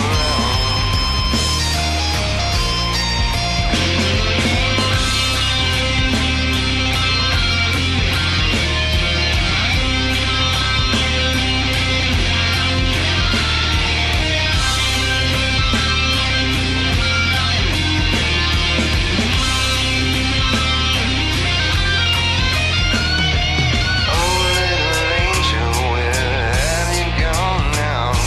I thought you're gonna be the one to help me get up and fly away from this ground. Now everything I have is broken. Take it from someone who's wandered that road. You don't ever wanna let it tell you no. 'Cause once you start falling, oh baby, there's only one direction you can go. That's waiting for someone to help you calm down. Waiting for someone to turn this all around. Waiting for someone to help you calm down. Waiting for something to turn this all around and around and around. Now break it on down.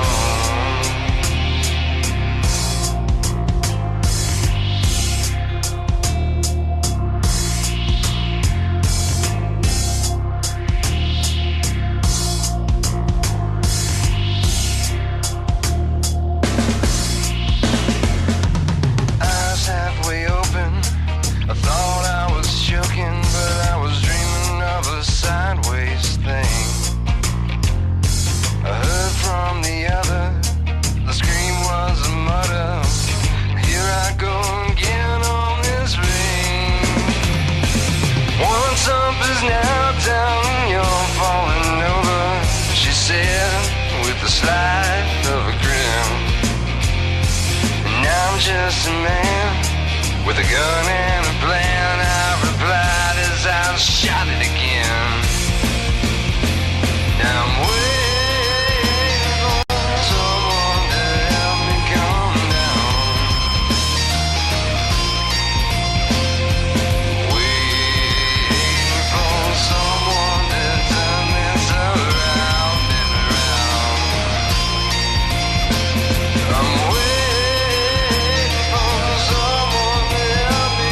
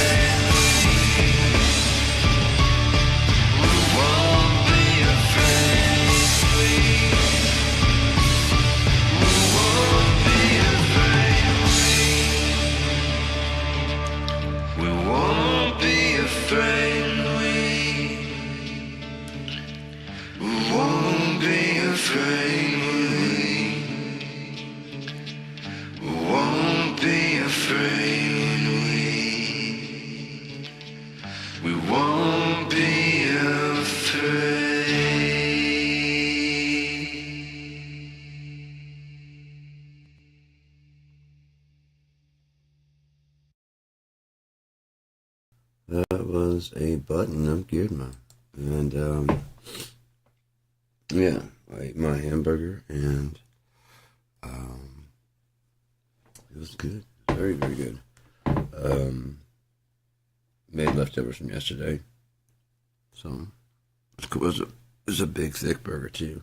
That's all I really had to have. Put some fixings on it. Lettuce and tomato. Yep. Good stuff. But yeah, I mean, writing that book,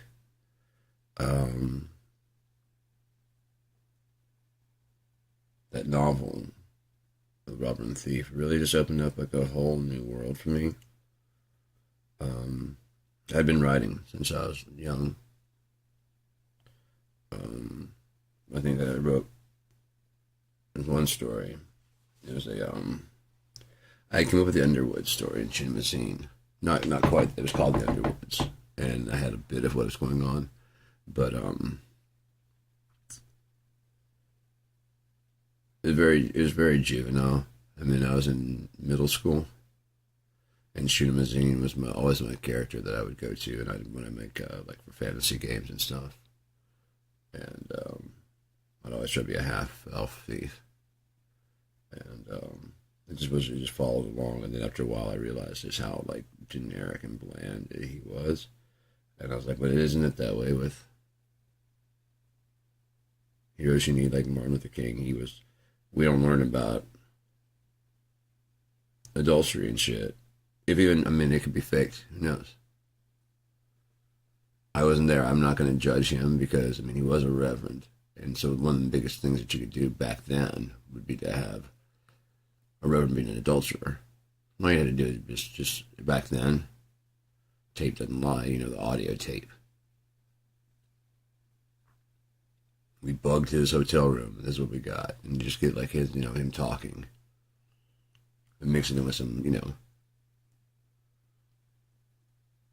yeah. If Mussolini was doing Photoshop shit. You know what I mean?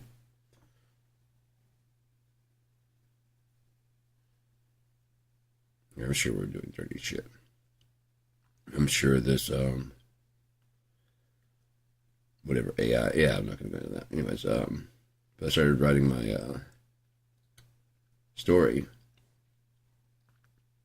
kind of dealing with OP, my life, drug addiction, shit like that. I never worked on a novel before. Cool, man. I'm glad you like it. Appreciate you tuning in. It's open world. I mean, when I get done with this, it's gonna be an open IP for whoever wants to write in UNEA. Just has to say an UNEA tale. As long as it doesn't bump up against any of my stories, it can become part of canon, part of lore. I meant for it to be modular. There's just a lot of stories I don't want to tell. I have a lot of stories, and there's a lot of big gaps and stuff, and I don't want to have the big evil. You know what I mean? That's always a thing that they always have in the stories, this big evil. And those stories, once you beat the big evil, what's there to do? That's adventuresome. Nothing. No, the biggest adventure's already done. I think that's the problem with Lord of the Rings, is the finality of it, because it doesn't really leave many places to go. You could do a prequel, and instead of doing the Rings of Power, I would have done the Five Wizards and told how they came, no matter how ethereal and whatever, and make it as mythical as it needed to be. Use CGI, and when they arrive in Middle Earth, that's when you go back to regular. You could explain that, I have an explanation for Sauron, even based on the two mages, the two wizards blue wizards that disappear. They go into the east to learn magic. I thought, what if they were twins?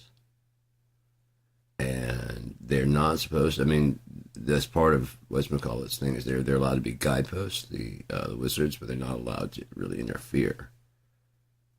You know, and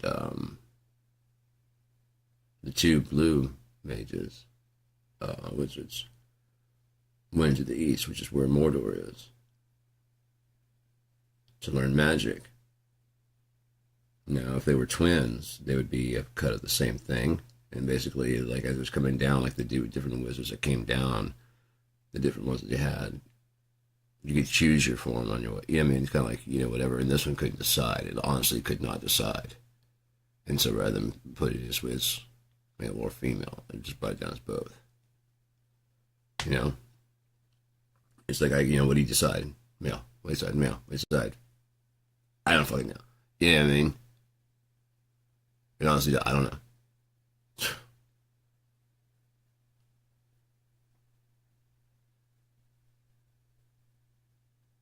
Right, yeah. You can't, I mean, what story are you going to tell after the ring's been destroyed?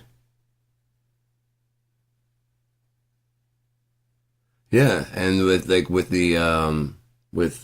you for that idea. I think it'd be pretty cool, but if they were to be, work together, they could decide to, like, how to live forever, like, put themselves, because, like, one of them goes into the ring, and one of them goes into Sauron, and they realize that maybe the one gets destroyed, so they put half of themselves in each. So they have to be. You kill the ring, you still have Sauron as a whole person. It's half and half. They can rebuild a ring and make another ring. You destroy Sauron, the ring has still got their souls inside of it, and they just need a body. And once you put it on, it starts to corrupt you. And so that would have been until like why the Blue Wizards, you don't know where they are, what their names are, you know. But at the beginning, could I don't know if they knows Radagast and stuff like that, so they could be like there could be a meeting. Like, what's your names? And like, you don't need to worry about it. We're here for the same thing. You don't have them like switching off between, And don't worry about it. We're here for the same thing you are. We got to be gods. You're like, right. Well, we're gonna go guard this, and well, I'll go out east. You know what I mean? What's out east? Well, I mean the orcs and stuff need to be right. Make sure that they don't spread or anything like that.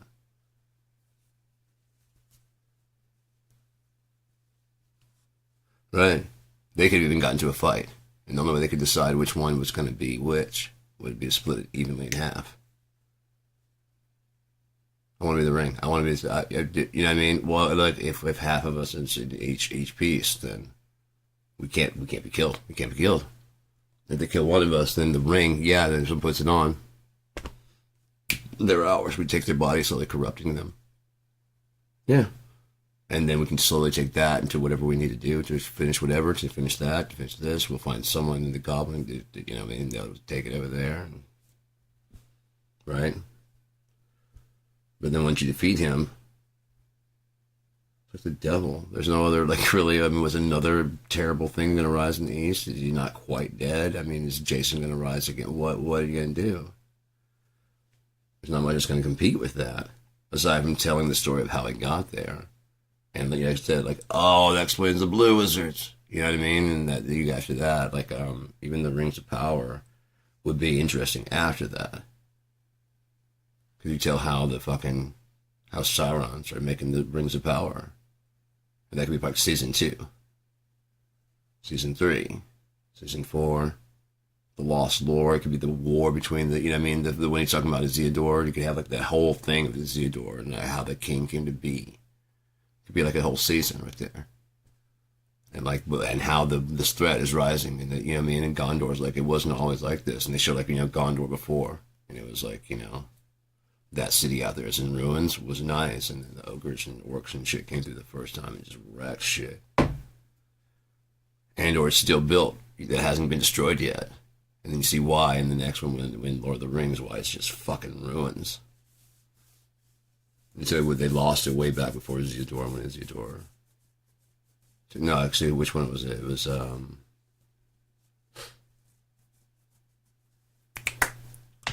Boromir. Boromir took it back.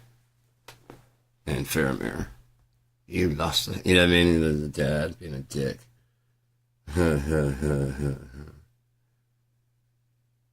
It was kind of satisfying to watch him run off like a Roman candle off the edge of that cliff.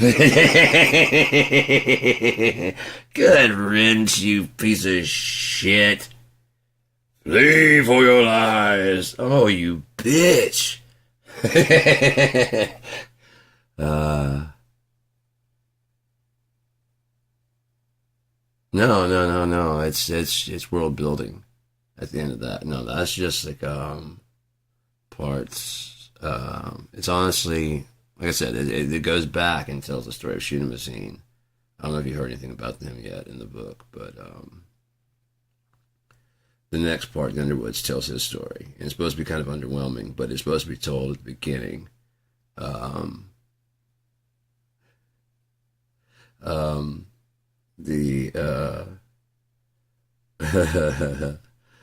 the Underwoods is supposed to be told at first through the journals of Shuna. And then as he takes the Underwoods, he becomes so busy that his stories are just getting passed through his the journal writings of his truth seer Zedril. And then by the end of that, because he's kind of not enamored, but he respects Shuna, so he doesn't tell everything, Like Shuna's journals tell that he's obviously kind of like not a dark character, but he has flaws and stuff, whereas Zedril kind of polishes some of them up, And the events there help save Argus. I mentioned that in Robin the Thief. And once he does that, Argus, basically the last part of the book, will be written from the standpoint of like this cold, stony kind of. He didn't want any statues, so they make like a plaque. They're kind of like, this is erected in the name of Shunamazine. He was born half elf, blah, blah, blah, blah. It just basically tells all the good stuff. They kind of do how we do with like Martin Luther King, Gandhi. We don't talk about him like, Gandhi taking naps in bed with young girls. We don't talk about that. We talk about Dr. Luther King fucking, any of this dirty shit he might have done. If he did any. If he didn't do any at all, there's still those dirty rumors that are floating around. There's a bunch of stuff that's out there.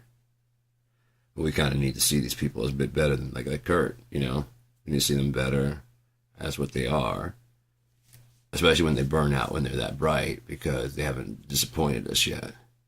You know what I mean?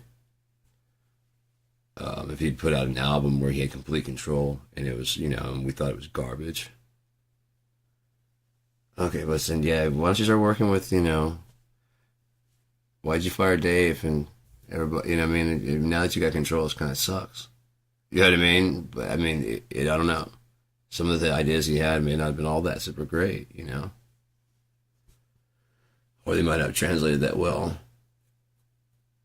You've got to be willing to work within the known borders, right? Until you get, your own shit. If it wasn't sounding quite right the way he wanted, dude, when he cashed out, he could have opened his own studio. I'm guaranteed Butch Vig would have came work for him. He's working with Dave Grohl. Kurt was the richest of them all. He could have got his own studio up and running and just started like hiring Seattle people, and then he could have readjusted shit so people don't have to deal with the whole tours and all that shit. If he hates tours and stuff, and think of how many people would applied. Okay, and he just didn't have to tour as much anymore. You can still do it, like he said. You don't make plans like he was talking about, like, hey, that this works out. I know things can change rather quickly and rather rapidly. But there's just some things that just kind of stink with his death. I'll look at that. So,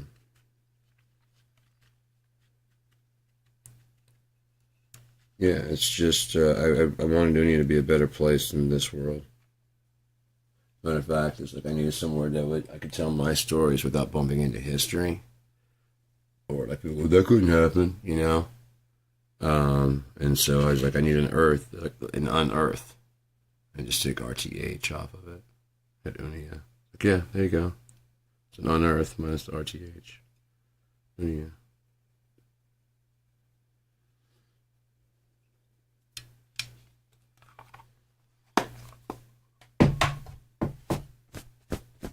there's a lot of layers to it, especially now. There's that crumble. What did I do with it? I hope I didn't take it out to the other room. You know what? I'll be right back. One more song. How about that? Another button of Girdma.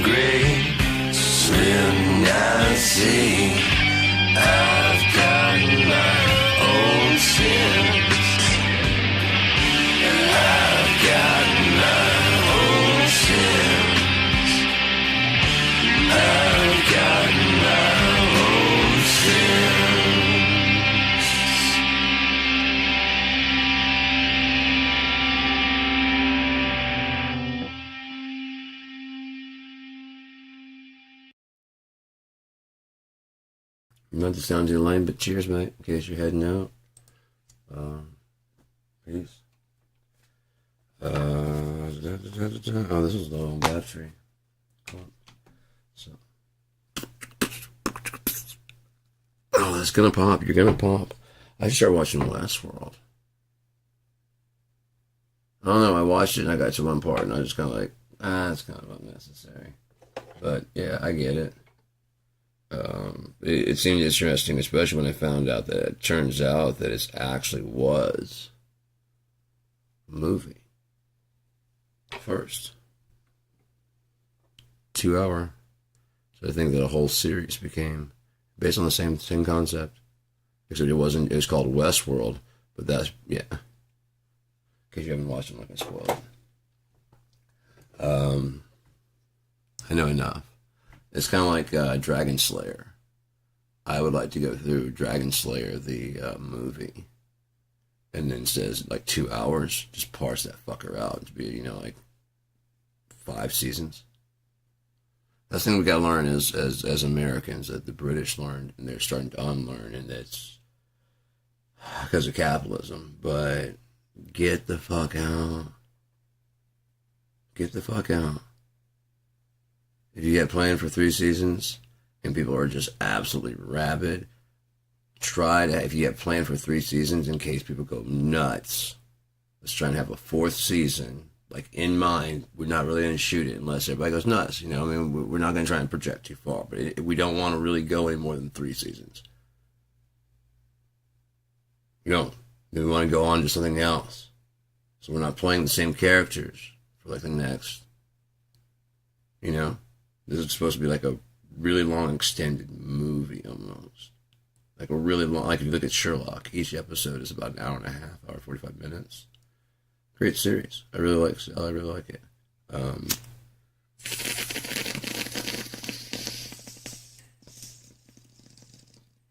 Unfortunately, Breaking Bad got a little formulaic for me, but it was very good.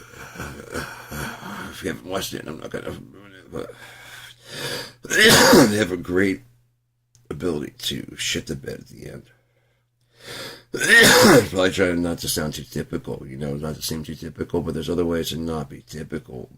Give people a satisfying ending and not be typical. Game of Thrones really shit the bed, and it was only honestly the last 2 episodes. Until the last 2 episodes, I could save it. I was like, okay, I can see where this could go, which would be a fucking brilliant and awesome badass ending.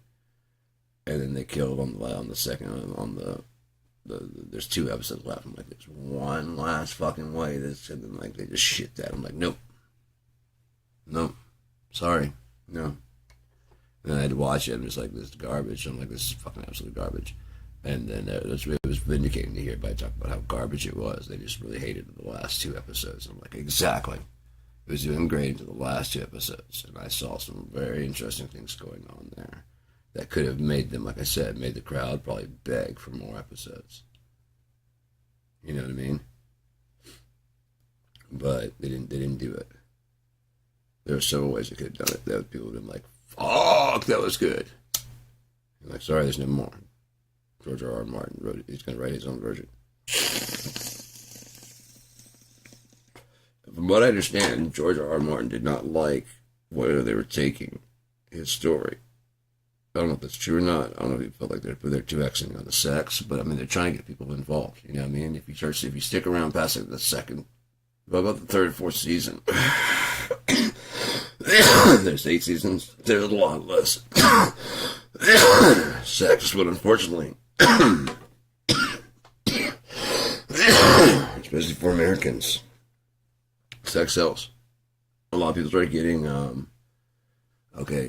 didn't really get past like the 2nd or 3rd episode, but that's probably because of exactly what I was talking about. It was supposed to be a 2-hour movie. And so, it seemed really exciting in the first couple episodes I saw. Then, like I said, when I saw some stuff, it seemed kind of gratuitous. I was just kind of like, it seems like you're going to be dragging this on a bit longer than it needs to. The pacing of this is going to be slow. And just too slow. Like, some have a fairly slow pace, and that's good. Other ones have a fairly fast paced. I don't know if you've seen the movie Behind Enemy Lines.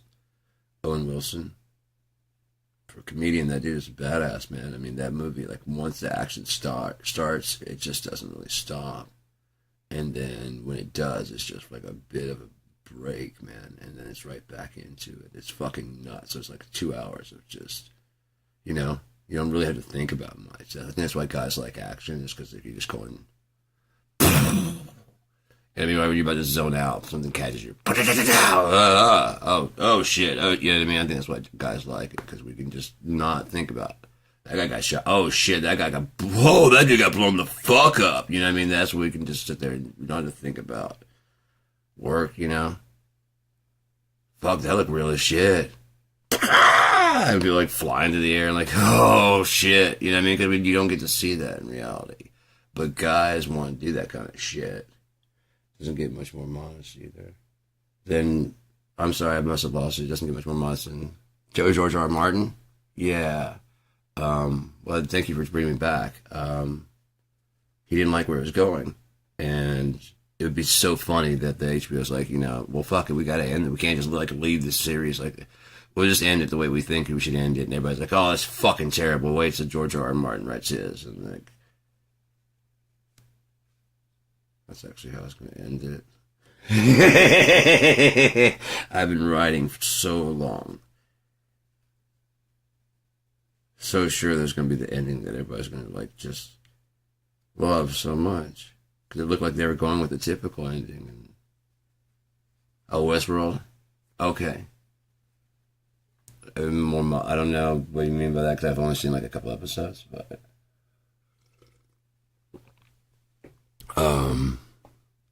No, it's really kind of cool. I think that Anthony Hopkins, I refuse to call him Sir, or Sir Paul McCartney.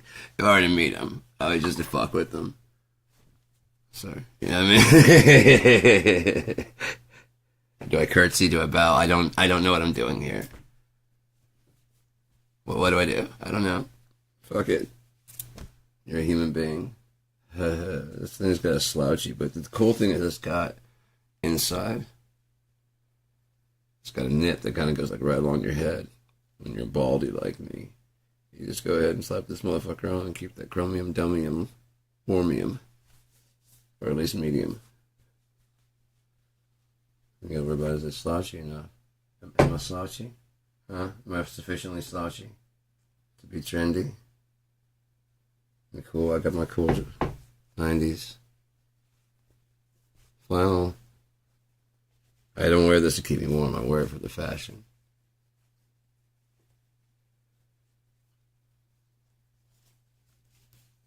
That's all. It stays around my waist. That's why, like, when I was, I'd be sitting there and like it'd be hot as shit in the summer. Like, I'd wear it during the fucking, especially like in the fall, like in the South. But I could wear like a muscle shirt, and because like the days would be like 40, which isn't that really that cold. Sometimes it get down like 30. And, I'd put on a jacket for like the freezing. But other than that, it just really wasn't all that cold. And then like the spring and fall, it'd be at the beginning, it'd be pretty decent. But it could swap up. And so, yeah, I'd wear my flannel around my waist because it wasn't fashion. It wasn't for the look. It might get colder later. It might get colder later. We're skating now. Yeah. It can get colder later. Sitting under the bridge, sometimes just getting out of the sun, is sometimes freezing. Especially if you're sweating your ass off, and then you get underneath the bridge, and like underneath the bridge, it's just like, what the fuck? So you want to get back in the sun, and that's like hot as shit. And you're like, what the fuck, dude? It's like two different seasons. In the same fucking, just stepping in the shade and shit. I didn't think about half and halving, but also I didn't want to be like, it happened, Mom. It all shifted. I don't know. I slept on my side last night. I should have done it and gone to school. I slept on my side. All I had to do is just go to work and just, like, everybody be like, what the fuck are you doing? And just, it's something for I'm working on a project. Just fuck off! Just keep half of me in the shade, or like just wear pants on the side in a long sleeve shirt. The side is just like you just open. It just has a collar. What are you doing? Fuck you. That's what I'm doing. I'm trying to tan this nipple and not that one. I'm doing an experiment. You don't worry about. I feel so judged right now.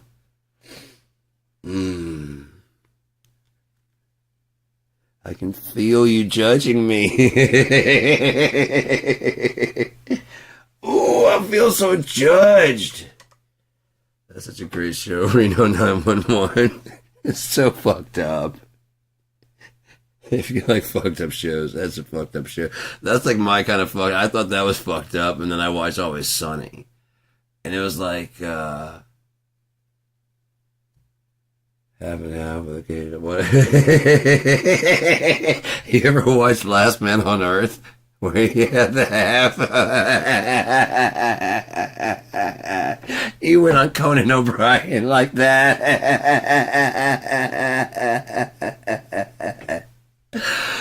Just like a beard. A beard and long hair and just shaved on this side. God damn, I gotta watch that again. He got me through the pandemic so bad. And it came out like 2016 and I hadn't watched it. And then it was on Hulu. And god damn, I was watching the fuck out of it. I just binged it and just got to the end and start over and got to the end, start over. Got the Firefly, same thing. Like I was doing that on Firefly like obsessive. Like I watched I already knew how Serenity goes, and it kills me even now. Like even when they make like wash jokes, I was like, it's just too soon. I actually wrote that I'm Only from the Wind. Watch How I Can Soar. There's a song that I wrote. It's like I can't write love songs really, and so like the closest I could do is like, what would you do if you're like between. The closest I could do was what would you do at the time between when like you have the love of your life. You guys been together forever, whatever, and that's like your best friend and whatever, and then they die. And like, what would you do at the time between then and when you go? Because often with people like real love, it's like not too far, because like the heartbreak is just not worth going on anymore. Like when I lost my music, man, I just like that. 20 years of music, fuck, dude. I was doing fine. And they took all my music, and there was just like no hope for it. I have no money to get any kind of fucking thing, and that deal just popped up on. Oh, God is awesome. And the UNEA, man, it just kind of it just flowed out, man. I didn't with the whole Robber and the Thief. It just my first novel. I'd written some short stories and stuff, but I really don't go into description and stuff. I feel like I have a story that I could stretch out. Which one?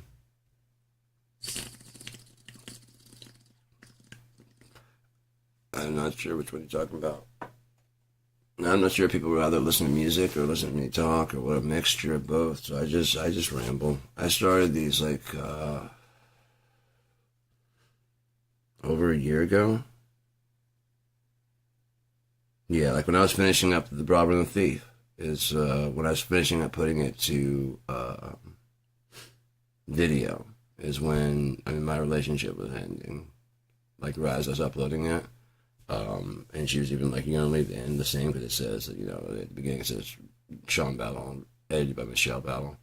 And at the end it's like I think I said to my wife. But, what you do if your love dies. Exactly. Oh, gotcha. What do you do? I wouldn't know. I've never had anybody love me like that, so I wouldn't know, but I'm reminded of like Rosalind and Jimmy Carter. They were together like 40 some odd years or something like that. He died at like 100 and she died at like 99. And he went into hospice first. Cool, man. But UNEA, I don't feel like I don't want to take a lot of people's time. So like with the survival guide, I read that out loud so people could tune in. I even kind of did it like in a shelterish kind of look where it's kind of like, whatever, and I read it the way it was supposed to be. That's on there, so the survival guide, if you want to check that out. That's kind of a scary, it's not kind of an apocalyptic end of the world thing.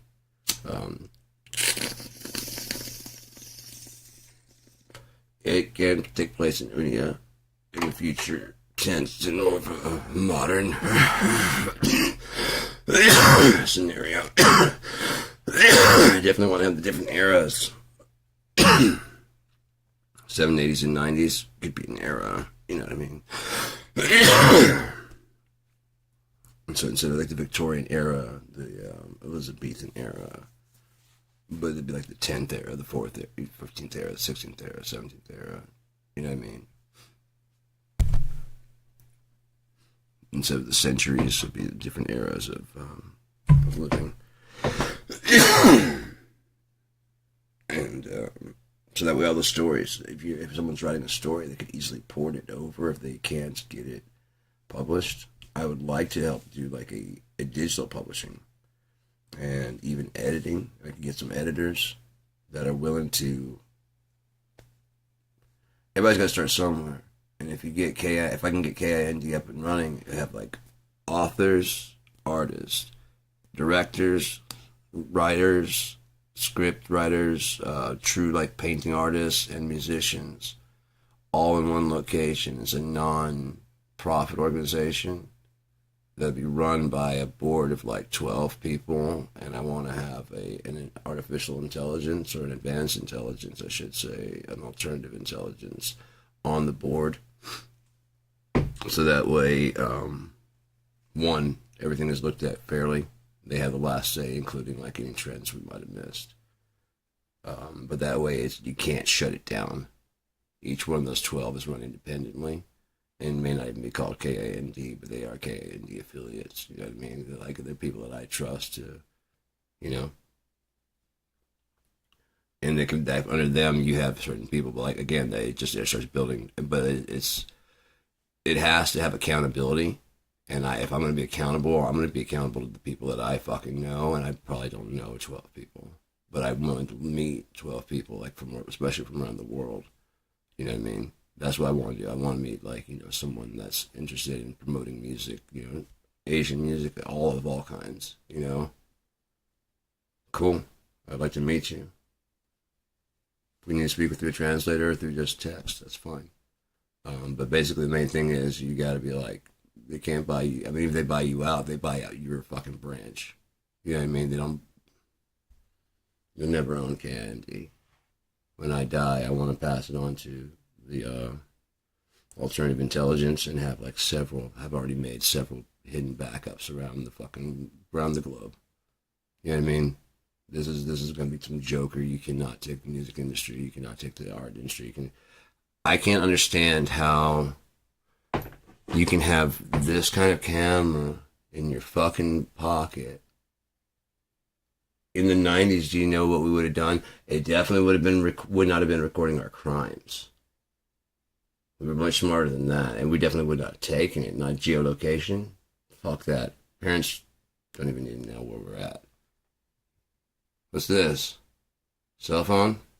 You just got a map and stuff, and that way I can call you and find out where you're at. Cool. Cool. Oh, and I can do videos and okay, yeah, cool. Right on. I can get my own at like $15 a month. Just for my own pot. Okay, yeah. Pretty much do exactly like this. Yeah, sure. Hey, Bobby, mind if I'm gonna tell my parents I want to stay at your fucking place? Could I just leave that there? If they call, just say I'm like, because, Yeah, and then you just call me, I'm like, whatever, and I'll call this one. Get out of here, dude. That would we'd have like a burner to fucking do like if you're gonna do anything criminal. Duh. You guys are probably putting it up on the fucking internet for the world to see. You could have FBI as your friends and stuff. You know what I mean? Cops, local cops, and all that shit. There's surveillance that you're welcoming them into your home. I am right now by broadcasting without any kind of fucking gate. KIND aims to be a social network that is safe to use, multi-layers, because it's just I want it is I want to do everything but the money part of it. Don't want to do the money part of it. That way, no one can accuse me of taking anything from any artist. I don't want to do the money. I don't want. We own the. I'm a member of like the home studio group. You know, there's a home studio group, and they are posting some of the most dope pictures. Whether there's a simple setup like this, or whether it's like a an analog version of all the shit that I have. You know what I mean? Like the hardware version of all the like. It's got a real like piano type thing in a room. It's got a fucking real drum set in a real fucking room. You can move, you know what I mean? You can move another drum set out. It's got, you know what I mean? It's got like those kind of studios. And these are home studios that are in someone's basement. They've been like divided into these little different rooms that are like, you know, acoustically sound for piano, acoustically sound for.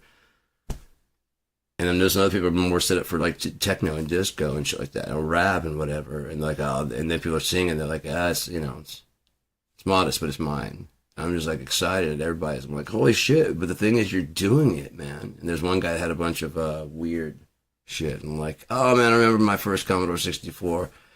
Just fucking with people. It was just a bunch of knobs and shit everywhere. And there's like 3 or 4 keyboards over here. And there's like this weird panel of knobs. And there's this other shit like with a joystick. It was fucking insane. But I'm sure he's doing like techno and he can do like patch wires and shit. But no one's sharing any of their music. So I was in there. I was like, we gotta start like working, passing tracks, man. And everybody's like, that's awesome. It sounds awesome. I'm like, I'm willing to do 3 tracks for free a month. Everybody shuts the fuck up. Or less. We could do like, you know, like 1 a month. You know what I mean?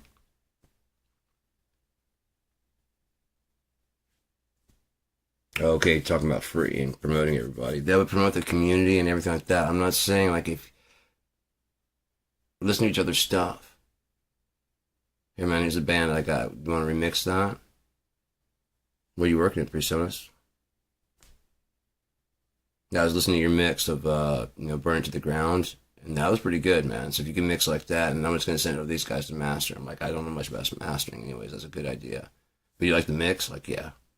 I'll be back with you, give me the stems. Yeah, I'll be back with you, like about as quickly as I can do it correctly. All right, cool, man. I would take my time and work on all of it. Like mine, I really like when I'm doing these. I really don't. I just kind of, most of them are already done and released anyways. I'm just remixing them just to show that you can tweak things out, like how I mix and how I master, what I do to different kits and stuff. I am trying to get some of them ready to go for Cracking Jokes in Hell. Cracking Jokes in Hell. It's going to be a 5-album greatest hits greatest hits album of Girdma. Kind of could say goodbye because it's like I've got 11 albums and I'm going to start doing everything under Dumb, DUMN, and just like Girdma, go to rest, man. I think I've done as much as I can do there, and I would like Dumb to have a lot more like raw, not as little quantizing of the drums as possible, just actually playing all the instruments. Warts and all, when I make a mistake, just if it doesn't sound too terrible, then just leave it in. I want to shoot like Color Me Ugly. That one was all spawned because I was supposed to play, someone was supposed to come over and play keyboard. And not come over, but they're supposed to send me them playing,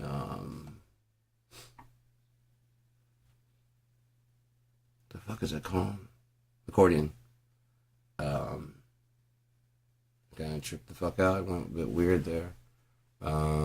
But that was on Boxful of Death, wasn't it? Yeah.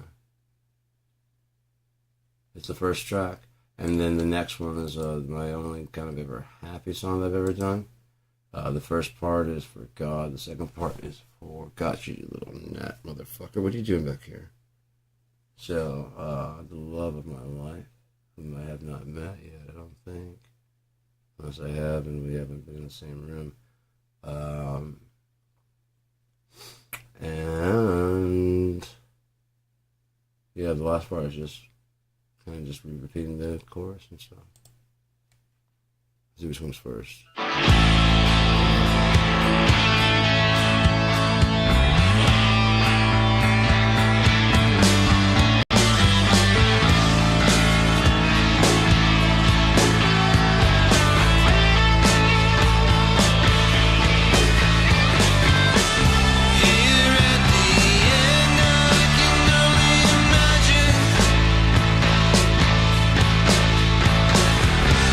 What it must mean.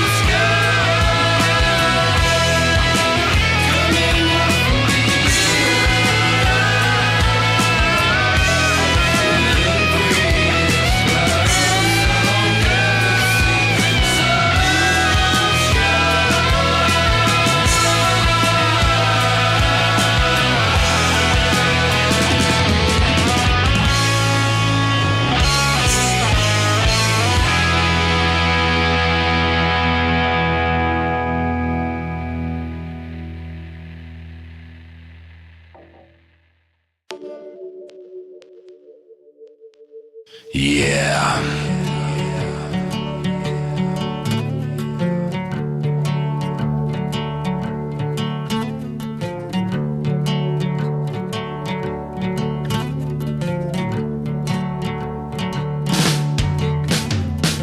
Hey there, baby, what's your story? I've been waiting for you like dirty sunlight.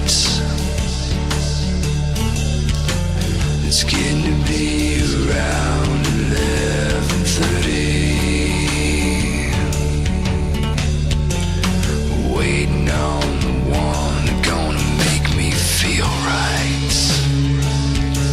'Cause I don't feel right. Wait a minute, mister, you wait a little long. And I know my way around the floor just fine. I got a twisted vision, I'll tell you one thing. I only wanna get what's coming in mine. Well, it just don't feel right. And all these silent words drive me insane.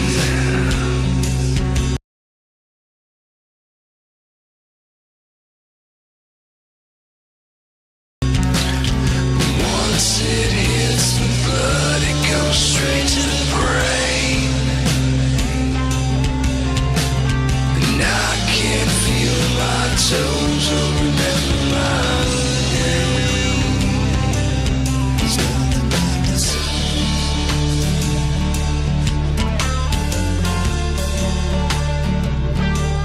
There's nothing like the sun.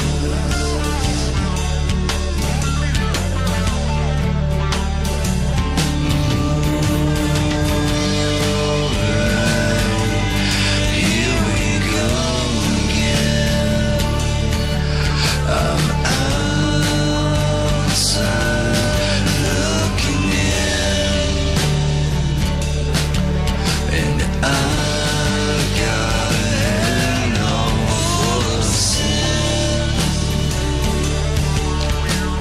But all these silent words drive me insane. And I can't fit no more into my veins. Maybe just one more losing pain. There's nothing like the sun. There's nothing like the sun. There's nothing like the sun. There's nothing like the sun.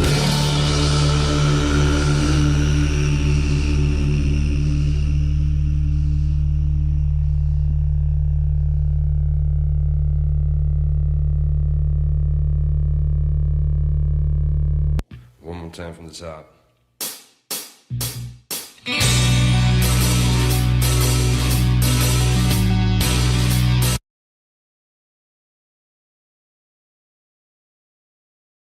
No.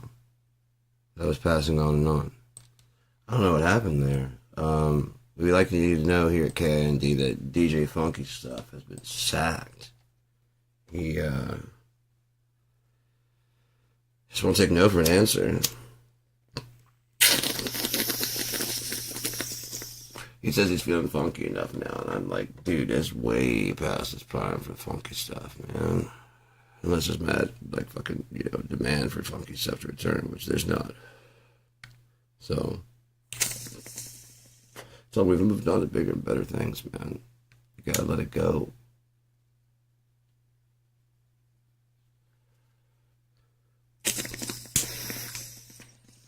I told him I got it, man. He just doesn't want this.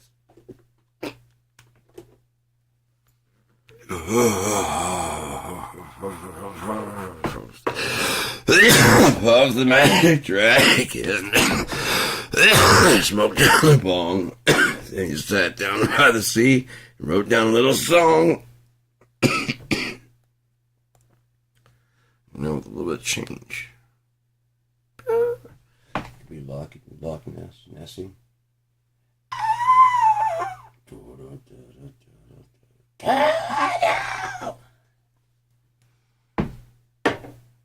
And now for something completely different. Hey, man. Does your house have fleas? You probably should move.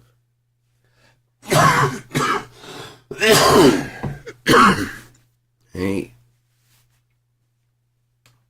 You ever smoked ash? You probably should move.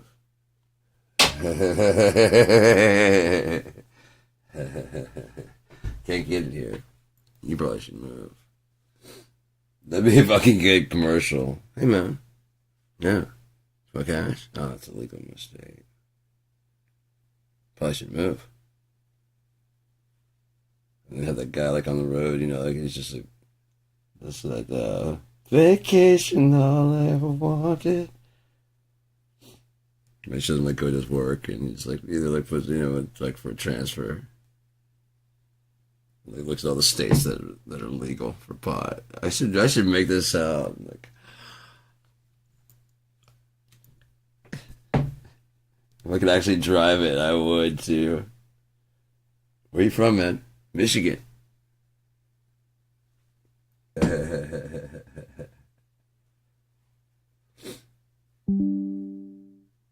Can't block the signal now.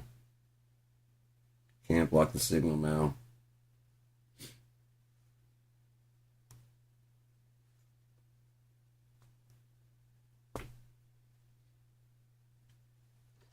They go where the signal goes, and the signal goes everywhere.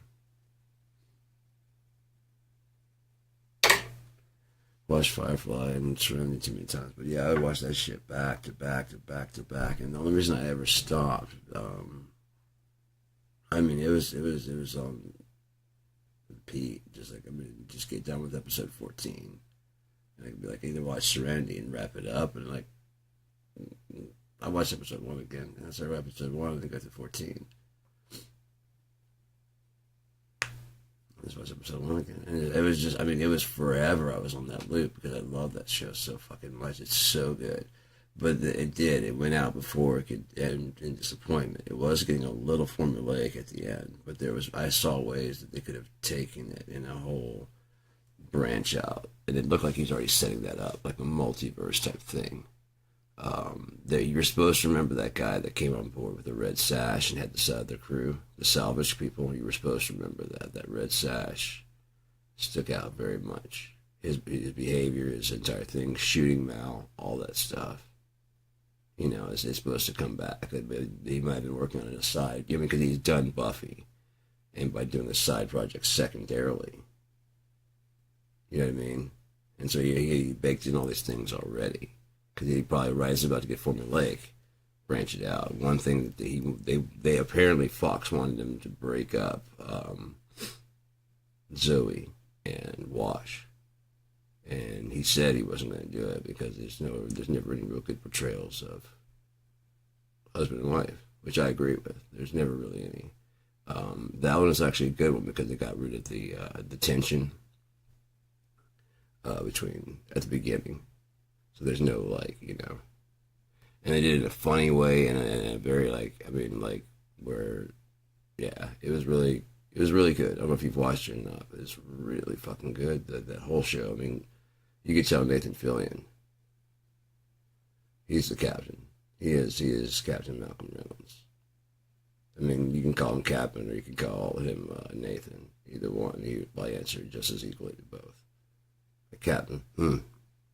He probably would, because you know what I mean? Captain, You can tell it's just him. When he goes to the Comic-Con, he actually gets to be it. Matter of fact, they lost the dimensions because they built the set in 2 pieces. If you know all this shit, I apologize. But they built the set in 2 pieces so they could have 2 filmings going on, like the top piece where the top part of the ship and the bottom part of the ship. they'd be filming something in the bottom part of the ship and something in the top part of the ship simultaneously if they needed to. He was probably thinking forward ahead, you know. It's going to be popular, people are going to be watching it. And it did get popular once it was off the air, and it's too late. It started getting really, really popular. There's another situation where Fox canceled a show they should have kept on. They've done it in the past, and they'll do it again in the future. Dollhouse was much more formulaic, and it could have been a branch. Pardon me. If you ever watch, if you think about it, it could have been a branch of Firefly. Yeah. Someone Felix once said that. Could have been a branch of Firefly because in the Blue Sun people, they could have been the ones that were training Summer. Whatever her character's name is.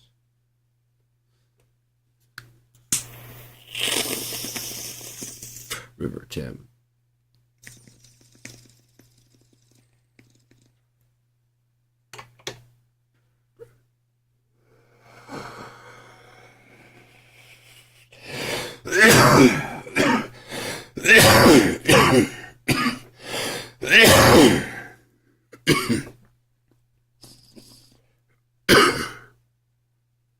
It's definitely too late now. The wrong glasses passed. It'd been fine if he would have died in the movie. I think instead of Wash dying, I think Nara should have died. Because think about it, the captain could have flown with his broken heart, you know what I mean? And so he'd be always torn between any women that come on board. Does he actually betray his love for this woman, you know? They could have salvaged if he wasn't trying to, I guess he was trying to probably put an end to it to finalize it so he didn't have to think about it anymore. Could he get flying? It can't really fly without Wash. Not as a cohesive, but I found a way to bring him back. A smart way.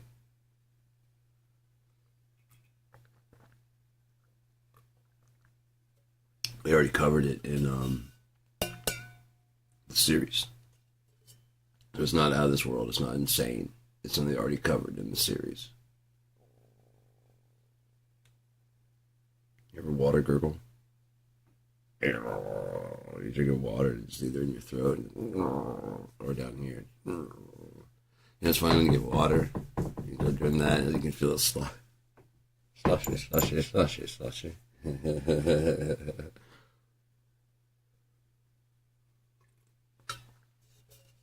Especially on a hot day and you drink it fast. It's in there. Slushy. No. It's funny, but no. Yeah. So, it's so easy to slide back into slouching. No, but I would like to do that for, especially like I said with KIND, if we're doing all those things. Some people that are like, if we were releasing these as free. You know what I mean? You're kind of doing an internship like you would, but this is like you're doing your intern in the field of what you want to do, doing the thing you want to do. You're writing, you're asking for honest feedback. An editor might read your shit and go, it's a great script, but your dialogue is kind of hacky. Just a little bit. But the story is fantastic. Not everybody's good at writing everything. I don't know if I'm good at, you know what I mean? I didn't think I was good at writing action-paced stuff until the Survival Guide. I'm like, I could do it. I think what it is now that I've played enough games that had heart racing kind of scenes where it's just you know what I mean? Like in video games, and you got to break in, and especially like Far Cry. If you're spotted, you got a little bit of time left before they hit that fucking trigger. If they hit that trigger, then they're going to be fucking alerting people. So you won't get an unseen, undetected, but you will get a bonus for no alarm set off. Oh, I used to love doing that.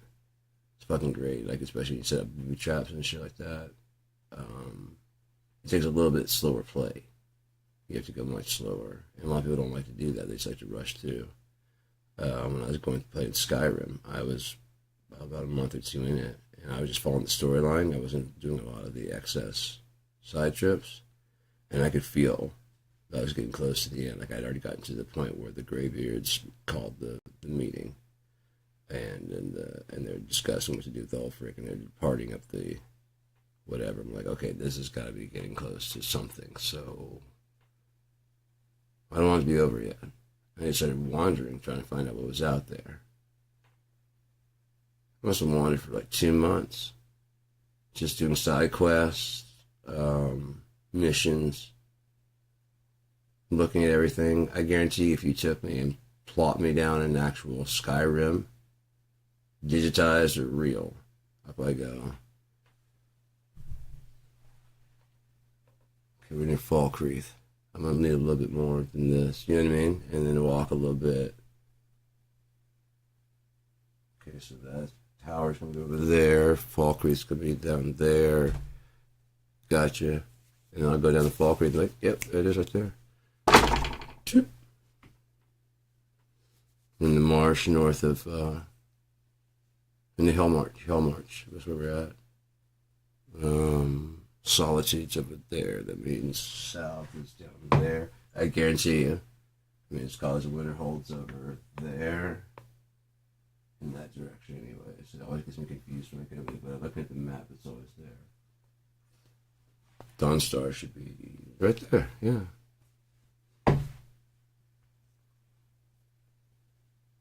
Oh, I know that fucking map. I know that map, man. It was the point when I started doing like walking. I was trying to do some walking and some recumbent bike.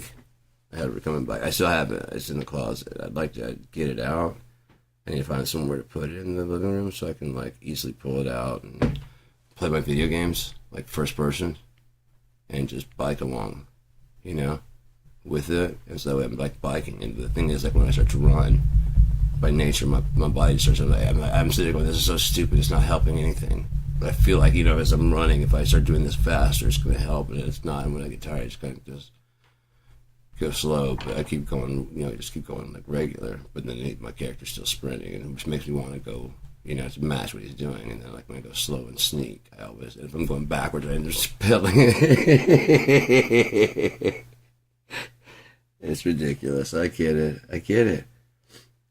But no, when I was doing it in the first ones, I was also, I didn't want to just sit there and just pedal. And so I found on YouTube, it was like a walk. There's one that was the 70,000 stairs to, what's it called? They actually, you know, so you want to get your walk, get your steps in. You can, they walk. There's no attackers or anything like that. There's some wolves and stuff that growl, but they don't ever attack. And the person just walked and recorded the whole thing all the way up there.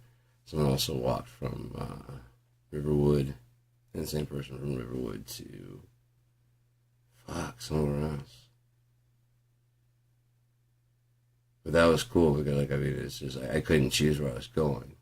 Wouldn't that be cool, though, if you could? And that's the thing that we passed up on. You could easily do that to imitate the walking and the running. Like I said, your body just naturally kind of takes to it. And are you standing up? No. But, I mean, we can work on that slowly but surely. We passed the whole thing of, like, getting a headset that's interconnected, some gloves that interconnect so you can do, like, some haptic kind of response and or whatever, you know. The controller, you might be, like, get rid of the controller if you have a Kinect, and that would you have to have the gloves that can be sensor connected. Once you get that worked out where it's working really well, you can imitate the hand, you know, the arm, you know. I mean, I when I look forward, I don't want to see like a fucking disembodied hand. You know, I want to see an arm go forward when I reach for it, and you can detect where I'm at. So just make it fucking. You see the hand move forward, just make the arm move forward. Probably what they don't do is because the thing actually the tracking is like this, and once we get the tracking down, you know, and start doing your hand like this, and it can mimic and just follow what your hand's doing easily. You know, then we got that down. In the meantime, just run on a little treadmill type thing, like a little track. You got a treadmill at home. You can exercise by jogging and look around, and it's a virtual reality world of wherever you want to fucking go. The hills can raise and adjust if you they have tracks made and you can make your own track. They have easy. They have and they can have like a one mountain. You know what I mean? There's an easy way up, very easy, gentle way up. Takes a long time. There's a medium way, and it adjusts the pitch of the road. You know what I mean? And it's got like a higher, and there's like a difficult way, and it's very steep, but it gets you up there pretty quickly. And so you put on the glasses or the virtual experience of whatever it is. You start biking or you start doing the treadmill, and it can do like an incline. That makes it. Ooh, that would be cool. Like a treadmill that can do an incline. Not but it's enough to give like a response to where you're as you're riding, it can. You're going like when you're going up a hill, like oh shit, I feel like I'm going up a hill, and like the resistance can get harder. It tightens up the resistance. Like oh shit, yeah, that feels. And if you just want it to be a little bit, you'd shift gears. That'd be really fucking sweet, wouldn't it? Like a bicycle training simulator. But then you could also be a motorcycle simulator. Anything that, it could be a fucking one. It could be any kind of simulator that you needed to be that had a handle situation. But it could be an exercise. If you want to do like a BMX biking thing. With a treadmill, you could easily do skateboard. That Tony Hawk skateboard. It would work really cool if it had some kind of thing like that to sit on. You know what I mean? You don't necessarily have to feel the rail slide, but I mean, being able to kick it up like that is essential. Being able to do like that, possibly doing an ollie, and it has to withstand to be able to jump on it. And if nothing else, you should be able to jump, and then land on it, and the thing will understand that you did an ollie.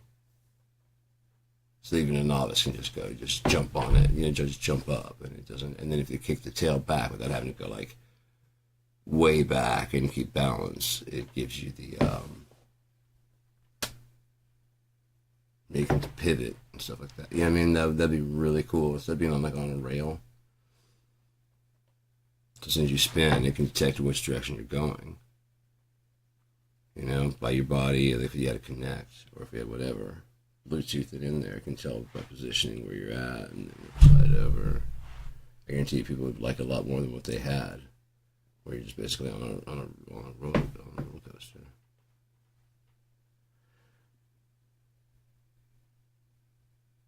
If it had like the right sensors, you could tell when you like dip down and more weight on it, It'd be really cool. So you could do like those kind of tuck down low and do those things. And that's why I don't give a shit about what I look like out in public, is because I've wrecked out in public so many times, I go skating by people, I would in my teens and stuff, and people are like, because, they're all standing, like nowadays it's not that big of a deal, but back then it was just like, you're just cutting through and just, everybody's going to give you dirty looks and shit because you're going down the crowd and you could hit them, but you're not. You're like on the sidewalk and you're like whatever. And if you see like it's getting hairy, you kind of kick it up and start walking, and everybody's just staring because everyone else is not. You're dressed usually not appropriate for the weather because they got like jackets and shit, but you're exercising. You don't need that. There's no snow. It just actually feels good to be cold out there. Way better than in the summer, So yeah.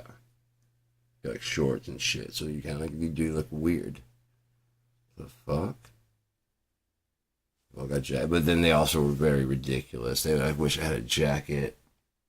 They'd get like a jacket almost like the size like what I'd need up here for like a blizzard type shit. Teeth chattering, and I'd have like a overshirt like this on, or maybe thicker. Very light, very very light jacket, or no jacket at all because it's only like fucking 42 degrees out. It's not that bad. Up here, that's actually really nice. And then out in California, it's got like between like 40 and fucking 75, 80. The whole time I was out there, man. Like 85 was like a hot day in my youth. It didn't rain a ton. So yeah, no, Oakland, California is where I grew up, and it just didn't rain a whole lot. It was, I don't know, like all the rappers are like, Oakland, like, What Oakland did you grow up in? I remember actually going out to like, if you go out to like Grand Lake Theater, I remember seeing like along the route. I never went through there. And that's one of the things I was thinking about when I wrote the survival guide is that like in an apocalypse type thing, and where all that stuff is down, that most of the population has died. Good 80% of the population has died of the world. There's a lot of doors out there I've never been behind. I want to know what's behind some of those fucking doors. Just to know. That'd be great for the series. It's just in here. That's what's in here.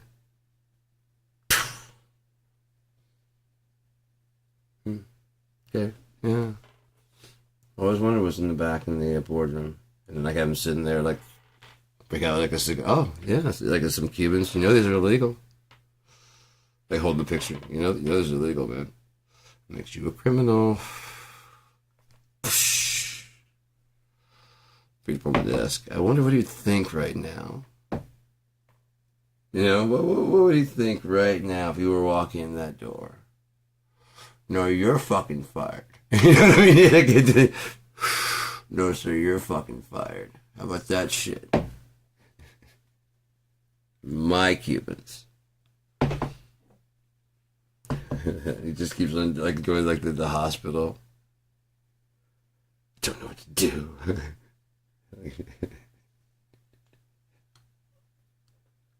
Damn it, get your shit together. And there's like a mirror over here.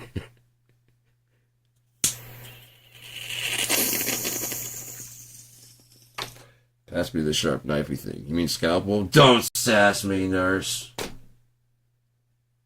Sharpie knifey thing going in.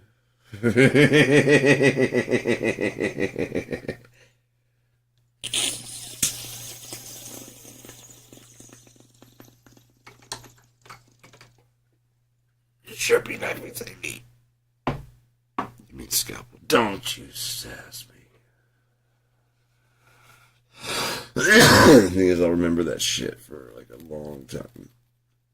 I don't have to necessarily write it down. I can often remember riffs like that, but I have like a lot of riffs that go through my head like all the time, so it doesn't really matter to me to write those down. Like even if it's like a pretty dope riff, it's probably built off something I've done in the past. Let me see if I can load this one real quick. There's one that I was working on. It's not the greatest. Let's see. I was working on the tone and getting the. Are you not there?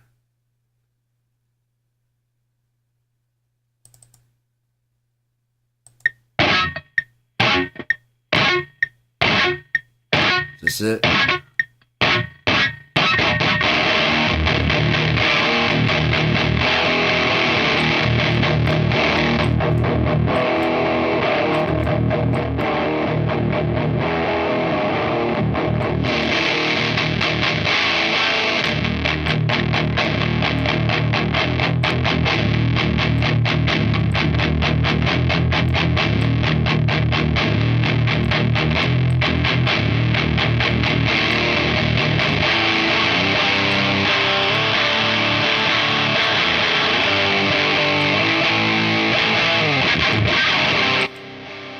What is distorted?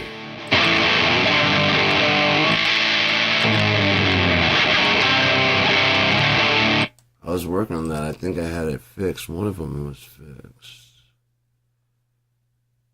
Where were we at? That was 10.7. It might have been that might have been the one that made me went to fix it.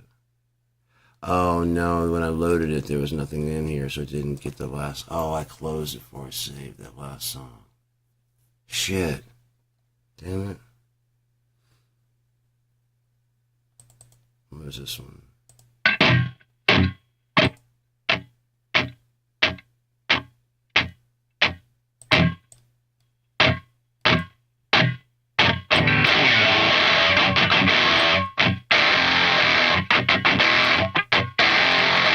This is it.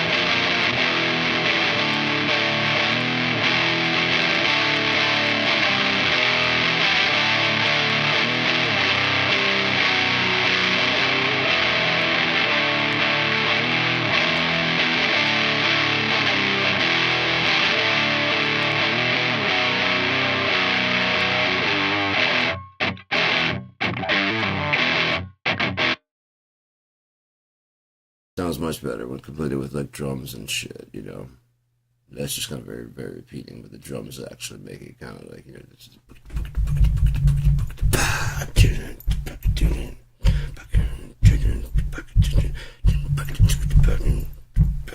Yeah. Especially if I were to have some bass in there and shit and have it like driving the vocals I hear and stuff. So I kind of hear shit, like kind of complete sentences. That's just like the verse and the chorus, so I didn't want to go too far with it in case anyone wants to work on it some more. I find myself doing that a lot more recently. Like if I can write the whole fucking thing. Like that was just kind of going on with that. I had that. I want to record that, so I just from there I just kind of did a chorus type of verse, you know, and the chorus type feel song about the thing, and then just remembered what I played and came back to the thing.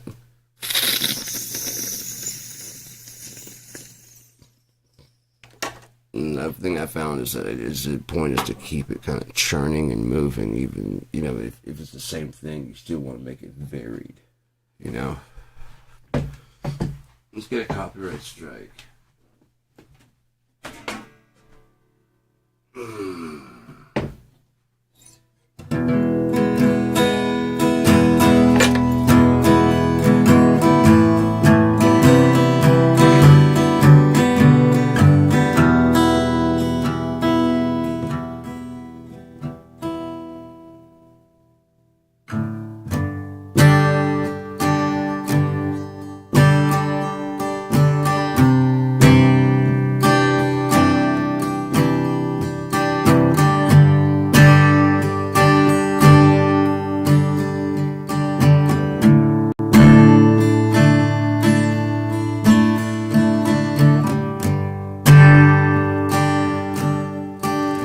Every sound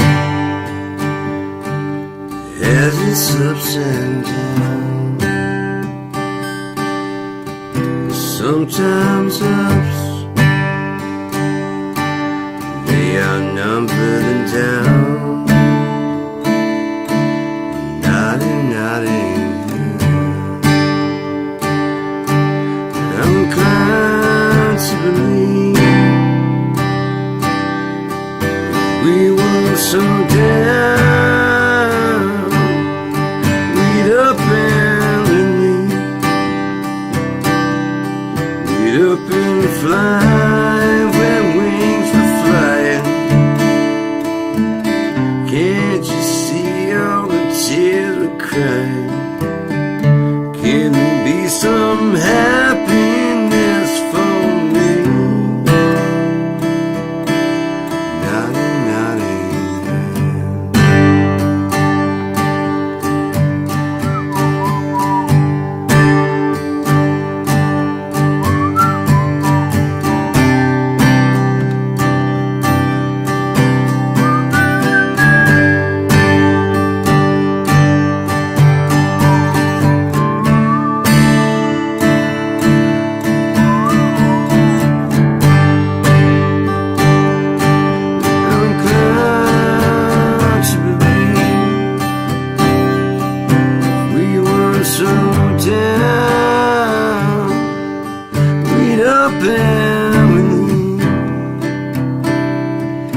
Up and we'd fly where wings are flying. Can't you see all the tears we're crying? Can there be some happiness for me? Nodding.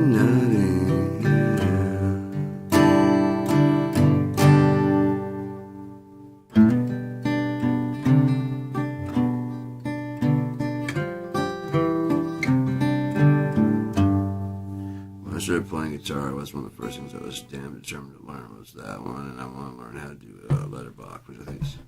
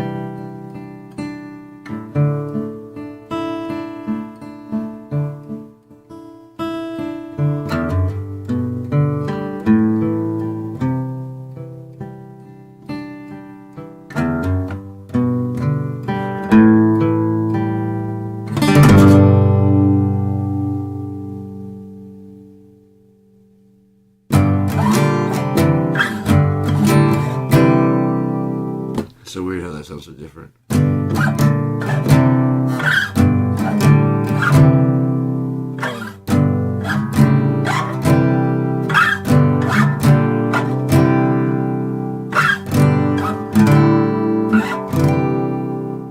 He takes his finger off. I can see why.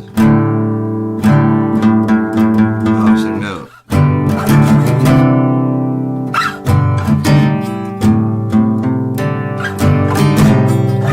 That's kind of hard to do. Yeah, much easier. That's actually a guy I jammed with, Jay Sons. We're gonna do that for open mic night, and he was telling me like I just can never get the I got the nose, but I can never get it down right. And he's like, well, just take it like easier. And I was like,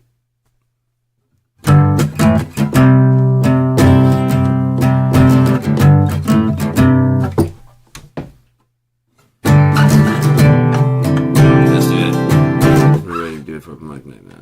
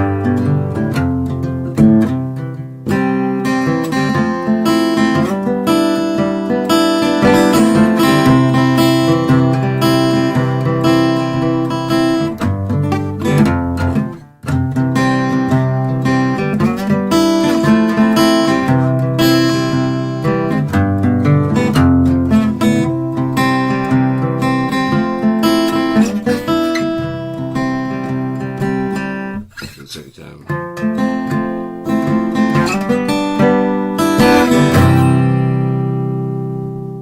Cool.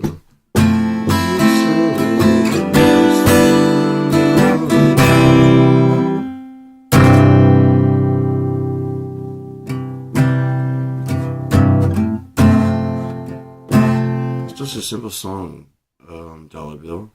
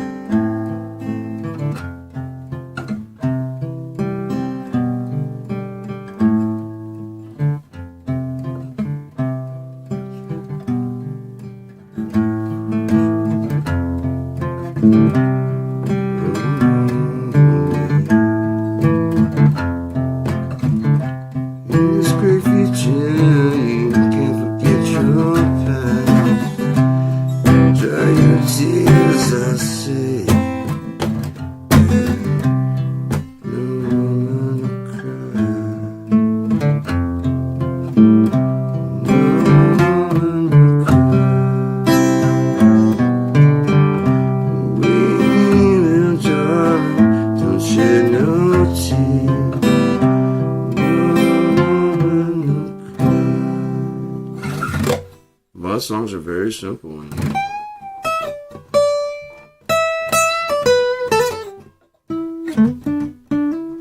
it's crazy how disposable we've made music now, man. It's just a background thing, and it's just like it's such easy access to it and such readily access, and the people want to be accessed so desperately that they're willing to take basically the lowest pay. Because of that, producers and recorders are willing to take the lowest pay because they're realizing that all that fucking $15,000 gear, analog gear, is not translating into $15,000 worth of profit. That's why you buy all that shit and get all the high fidelity and stuff in your head. You know, it's going to make you a ton of money because you're going to be recording, people are going to like your recordings. Sound City, as big as they're known, they were struggling to get by because the studio session just dried up because no one appreciates it. You can record it all at your house, so no one appreciates it anymore. And that's where this comes in. What I was talking about, getting with like KIND. Yes, they are that way. You separate. You still have like the big boys, and the goal still remains not to record in your house and to duplicate that. But even no matter what you do, it just won't be, because they have the fucking technicians. They have all the technology you have, and they have the knowledge you don't. It's a team working on this band that, like, we need to go back out and start scouting bands and, like, look, you guys got a great look. You guys got your songs are decently catchy, but we got to work on, like, how long they're going. We got to develop you into artists, man. And, I mean, honestly, the average teenager would go, yeah, sure, whatever. And so, you know what I mean? That's where those fucking poison people come in, and they start saying, okay, well, I'll tell you what, sign this contract. From this point on, you don't own your name, you don't own your band name, you do what we say, we tell you how to dress, we tell you what to do, and whatever. And at first it starts working out. They change the image one time, and like yeah, this it fits you, right? Because authenticity sells.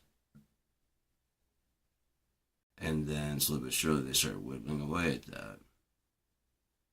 The most authentic person, they just start whittling away slowly but surely. And if you won't play along, like Prince, they hold a piece of paper. So yeah, you're gonna do it because when you were hungry, I know you're not hungry now, but when you were hungry, you signed this deal that lets us keep fucking you now. I don't want to be involved in none of that shit. I want to have it like, well, basically it's just like the hand, like, look, we'll help you get recorded. We've got like a tuition thing set up. Like the most I would do, we got a tuition thing set up because we make money. We can't make money. So whatever's left over at the end of the year, we convert into VARs. We try to make it where the VARs will always be $1 to $1. If there's excess, we can always, depending on how much, like especially if we're going like, you know, the dollar is getting to like $1.50, and you know, where at the end of the quarter just start stashing anything away that can also, you know, could be used as a tuition. People are going to be happy when they turn in their VARs. It's like turning a profit. You bet on KIND, and your VARs comes back to you in actual cash at the end of the year, almost like a tax return. Yeah. So that keeps the nonprofit from getting any excess cash and or being accused of using anything. We do take donations to keep up in service, because I mean it's going to have to be operational. That's not a whole lot, especially when the rest is going to be. We have like with like YouTube and stuff. There's so many people that are trying to get, you know, whatever. And if what you can do is like, look, you can have your shows, whatever, and you can host them on KIND, but about like 6 to 8 on Thursdays, you do a free broadcast of whatever it is you do. If you're a Twitch streamer, whatever it is you do, and you just donate that to us, so that people can come in and get free shit without any commercials. You can have like your little fucking, like at the bottom down here, you can have like a thing, and maybe like one there. You don't want it going crazy, like one up there at the top, no tickers and shit, and then maybe like one down there, like your channel and whatever. I don't want to hear the like, subscribe, and share no fucking more. Everybody fucking knows. If anything else, you can. I want to have like candy set up where, like, if you're watching a video and it's like, you know, at what point, how long after watching should we suggest that, you know, after like 5 minutes, if you watch 5 minutes, does that mean it has your attention enough to give it a thumbs up or what? Like, no, not that quite that far. Like, set a timer? Like, no. And then, you know, but, you know, just remember, it helps a lot. And no one's going to ask you for it. So if you got entertainment out of it, even if you have to reload it and watch it again, because it won't count as like another watch, you know, just hit the likes button and back out. It helps. It helps them out.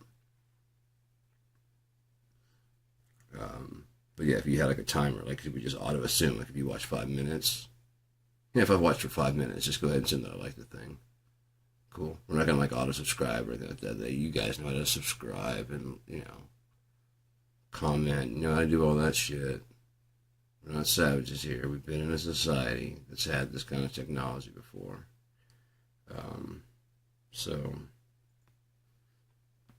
Oh, there it goes. Might be time for some coffee. Get some music and just let the coffee brew away. Make a cup of coffee. Yeah, so I like that shit. That sounds a good song. Like I said, every fucking person here is a fucking walking studio, man. A walking video studio. Get together with your friends. You don't have to have matching. It doesn't have to be exactly matching footage. Not anymore. It never did. If you watch some of the best fucking shit out there, it's very gonzo, very just fucking, it's just there, you know, it's just done. If you can hold your quiet, I mean, if you can get a selfie stick, you can get out of the shot, you know, and if you can get someone else that's got like a really good audio thing, like a Tascam type deal, put that on a fucking selfie stick and just get that up above the fucking the action, whatever. And your job is just to be the sound person. These things are fucking incredible. Like you can have like the Bluetooth, whatever, like a Bluetooth recorder on there. I have a thing that goes USB-C. It's a Samsung. Everything else, put that fucking thing, and it can be clamped on. Just as a clamped on the screen here, and then like on the selfie stick. And so they just kind of get. Then I can watch like the timer to see how much time is left. Clamp it on there, and the microphone's facing right here. This is up above the scene, so there's not like a big boom or anything like that. Make sure you're not blocking the scene. Do your best, and like when you first try, you're gonna notice all kinds of fucking errors. Right? Try to get a movie. Don't try and move like a 2-hour movie. Try and do like a 10, 15-minute short film that has a point and a plot. And if you can't do even that much, try and do like a 2-3 minute thing that has a sketch. You know what I mean? Try and work on your cuts. If the action seems bad, look at it, watch it. Does it seem honestly like it? If no, and if you think that you can't do any better, sometimes that's fucking great to watch. It really is. Like, especially if the action's really bad and you know it and you just keep on doing it anyways, it can be fucking hilarious and so good. I love that shit. I really do. I'm not laughing at it. You know what I mean? Like I'm laughing with it as long as they're fine with like, oh, we know our action's bad. You know what I mean? But what are we going to do about it? You know what I mean? You don't have to nail that shit. You know, you don't have to be like, what's my motivation here? You know, you don't have to have that shit. Just have an idea, film it, fucking do it. You know? And then, I mean, think about like if there was a place like, like YouTube. We're providing the entertainment. This is going out live right now. What the fuck are they charging all the money? Again, you know what I mean? It's YouTube. And then they're censoring what you say. Not very us about the you, is it? It should change to our tube. And you'll do what we say, and then we give you the commercials, and we take a lion's share of it, and then we're going to saturate your fucking shit with super fucking a ton of fucking commercials. And the only way to escape that is to pay us through the fucking $14 a month fucking club. It's worth it to not see those fucking commercials, dear God. I was supposed to pay for it. Dude, Google has got their hands in every fucking thing. This could be something easy that they pass off for free just to show that they give a fuck about the people. Why does everything have to make you a profit? The amount of money you'd lose, you'd recoup in loyalty. That's brand loyalty and trust. You can't buy brand loyalty and trust. When people sit there, when the depression hit and people started going to the brands they went to because those companies refused to go up in price, and or the rice people that heard that people were making dresses out of the bags, clothing out of the bags, and so they started making out of another fabric with different printed fabrics on it so that people could do that and help them out. You're already using it for that instead of having to say like, rice or whatever, or just be all white dress. Let's just go ahead and get, the nice patterns, more, whatever. I guarantee those people that grew up with that will never forget that. Never, ever. No, it didn't matter as much to the children. Probably they didn't get ragged on, but they got to live a bit more normal. And they saw a lot of people was just to say there was no hiding that, But at least nothing else. If they try to mock this, you got a club of people. You know what I mean? There's a group of people. Only like 4 of us have new clothes still. Okay, we're the weirdos. We're not. We probably shouldn't laugh too much. And at school level, when they're going to laugh, they'll be like, "Oh shit! I thought everybody was, because everybody dresses." That's one of the last things you'd let go is your kid's appearance because you don't want them. I mean, they're kind of a reflection of you. If you give a shit about yourself, but you give a shit about your kid, also you don't want them getting ragged or harassed. So you want them to have at least what's fashionable until they start making up their own mind about what they want. I don't want that. Okay, so what do you want? Those nuts. Okay, so I approve. I think you look great, but you understand because if you decide to look different from everybody, they're going to notice. Some are going to like it and some are not going to like it. You ready to deal with that? Yeah. If nothing else, you can come talk to me about it afterwards because nobody liked the way I dressed. I did the same thing you did. I dressed the way I want to. I didn't care. I like it. Orange pants and green shoes it is, man. Fucking get the rainbow shirt. I don't give a fuck. Come on, son. I don't care. I don't fucking care. But understand that, Yeah, they fucking suck, dude. I hear you, man. But I tell you. I told you, didn't I? Who doesn't lie to you? I don't lie to you. I might smoke a lot of pot, but I don't lie to you.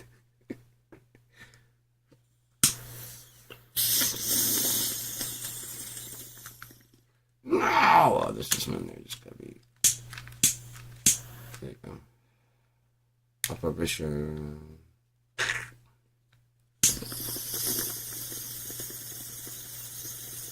It felt flimsy, like right there, just felt like that. I was like, oh no, you don't really want that to be. Oh no, that's a fucking. I didn't know it actually flipped like that. I was like, that's like a butane torch. I don't think you wanted doing that. And then I went,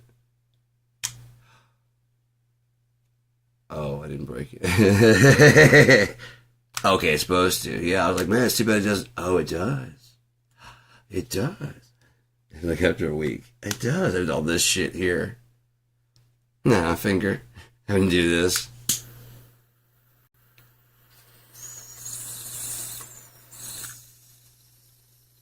I don't like that shit. Who likes that? Nobody likes that. Armpit doesn't like that. What is this? What strength is this? 78, 79, 76? What are you, mushrooms?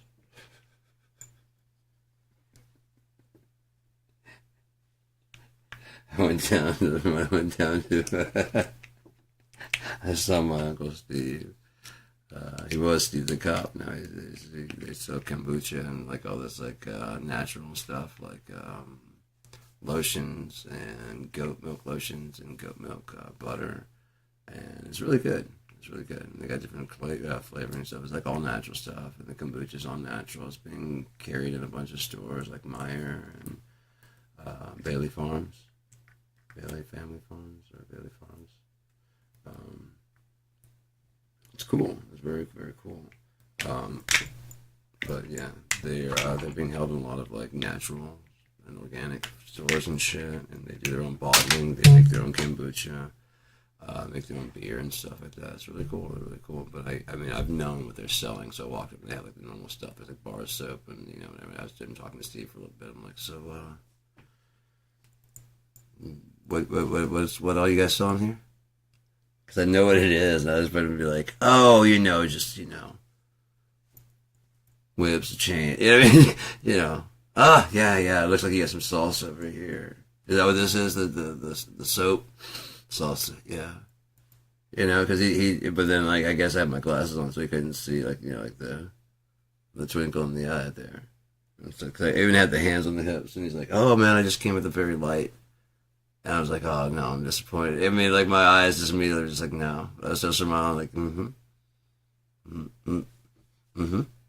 trying to make it look as ridiculous as possible, and it's like, "Oh right," I'm like, "Yeah." So this you got the transmission, huh? Well, what's that? I look back at him and he's like, I thought you were like, you couldn't see my eyes, cause you're like, no, I can see it now. I'm like, yeah.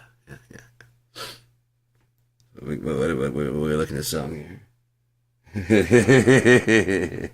Bailey Farms? What do you sell? Like cockroaches? Huh? What are you selling here?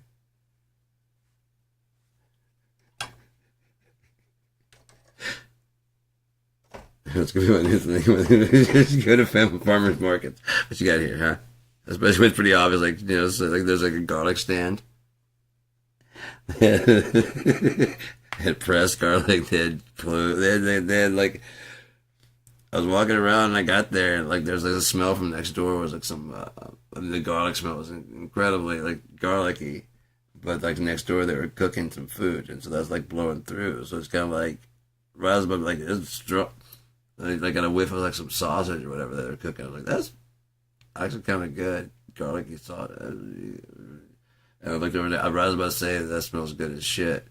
I looked over and there's a fucking guy cooking, so I didn't say nothing. I looked at the lady. I was like, garlic. There's a lot of garlic. It's garlic. He's like, oh yeah. It's been a great time. So what are you selling here? Apple juice? Huh? No, we got garlic. Oh, yeah, tomato sauce. I hear that's in this really hip this year. All right, well, keep up the good work. Keep up the good work. Selling your vintage peas, whatever you got here. You got records? Huh? I don't think those are vegetables at all. What am I supposed to play that on, though? But do you have a player? No, I can't use it then.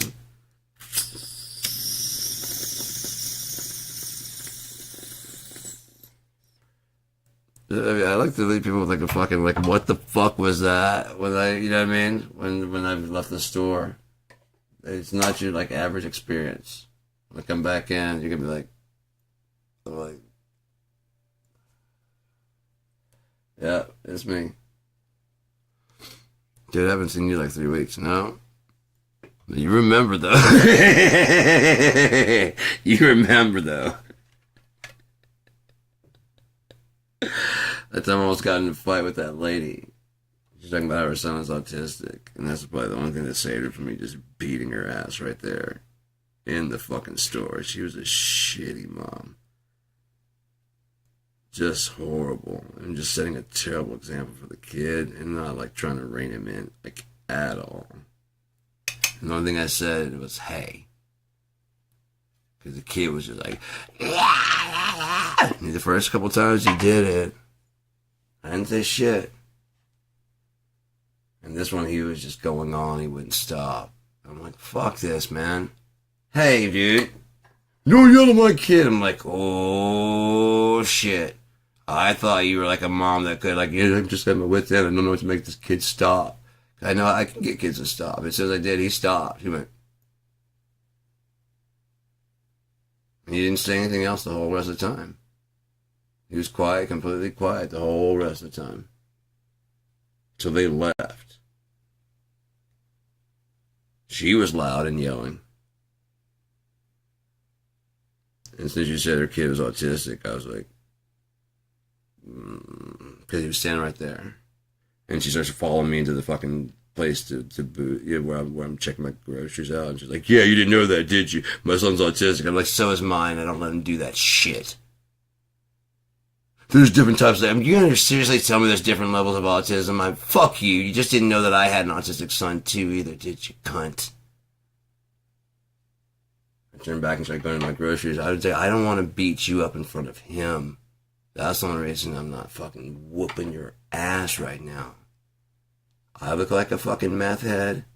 You're the one with track marks. Your fucking shirt's got fucking burn holes. You got fucking bruises on your body. Your face is breaking out. You look like the meth head. I'm missing 2 teeth, but I'm about to get them fucking... That was before I got that put in, I think. I don't know. But she's kind of saying that I look like a meth head. And that one guy that was there, he's kind of sitting there standing. Like I said, when I went to go get in her face, she's like, what are you going to do? And I look over at him and just let him know, like, I'm stopping right here. I'm just going to stand right here. Like I said, I'm just looking her up and down. Like I said, yeah, that's what I thought. Track marks, tattoo, shit, neck tattoo. Yeah, I look like the meth head here. I was about to step forward.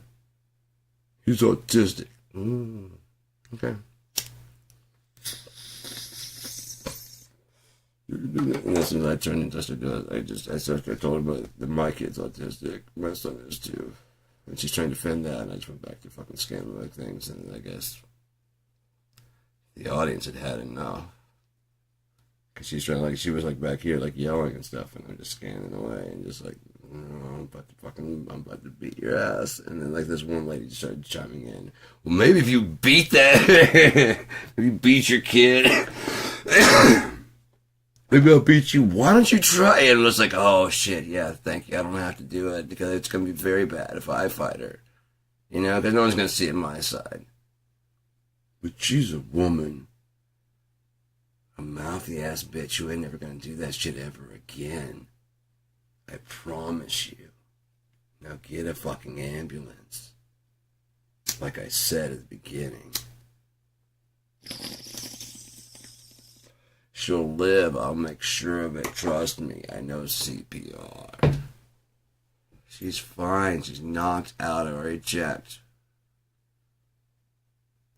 You hit the ground hard when you lose consciousness. I already checked to make sure. Please call an ambulance. I'm not going anywhere. Well, I assaulted someone, so I need to stand up for that.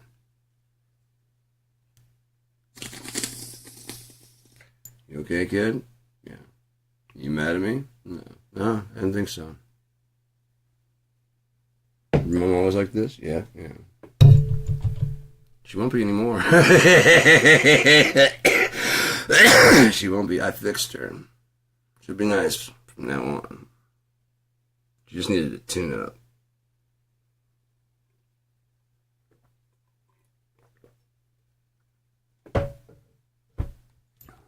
I see those women all the time that it's like they just at their wits' end, with their kid. There's just too much shit that's going on. And then sometimes it's like, hey, that one lady is like, hey, what are you doing? You be nice to you be nice to and the kid was,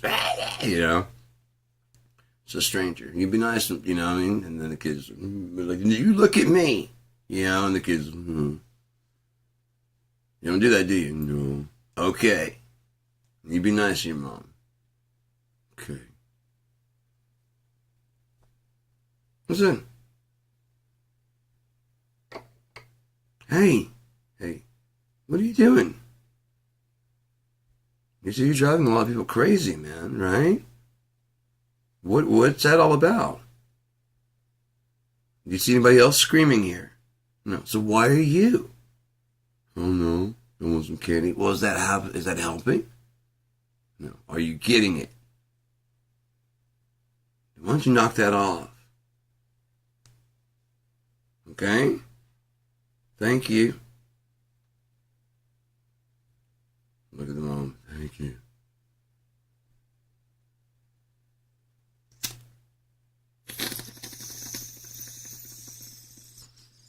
Some kids just won't listen to it. I mean, you never know. Like, I mean, especially if there's like a separation, you don't have to listen to her.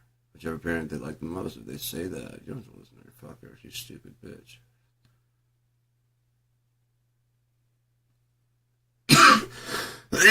Kids learn a lot more. If nothing else, if they see how the dad treats, or how everybody treats, you know. So you're setting an example by how you what treatment you receive, you accept from your partner. Like that's why I stayed with my first wife, my ex-wife. I was never married to the other one. When I was married to her, that's the reason I stayed in was the kids.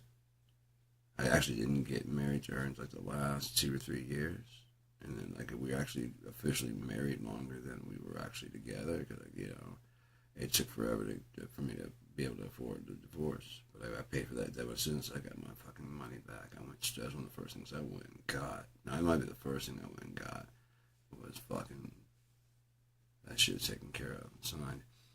Something smells good like a shower. I need to take a shower soon. 5 fucking hours. It's time for a shower. I'll finish the story up. But yeah, I was staying in there for the kids, and as long as I was like, you know, it was like there was boats passing in the night.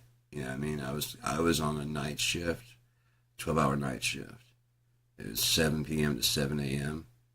and she was getting up right at like 7 to go to. She's supposed to be getting up at 7 to be at work by 8. I would actually probably be up by 6 to be at work by 8. If not the latest by 9, I'm sure. Like a 9 to 5. And so I just wouldn't have to fucking see her. And then I'd have like 3 days off. But of course I'm up all night and she's up all day. And I was like, that's fine. I don't give a shit. I don't fucking care. I get to see my kids. I get to be part of their life. They don't grow in a broken home. I don't have to argue with her because I barely see her. Except for on the days that I have off. And even then, she's mostly gone, aside from, like, you know, if I have, like, you know, the whole weekend off, which is, I always have a Saturday, but I never had I didn't always have, like, whatever. She still crammed in some yelling in there and arguing, like, all the fucking time. She found a way to do it.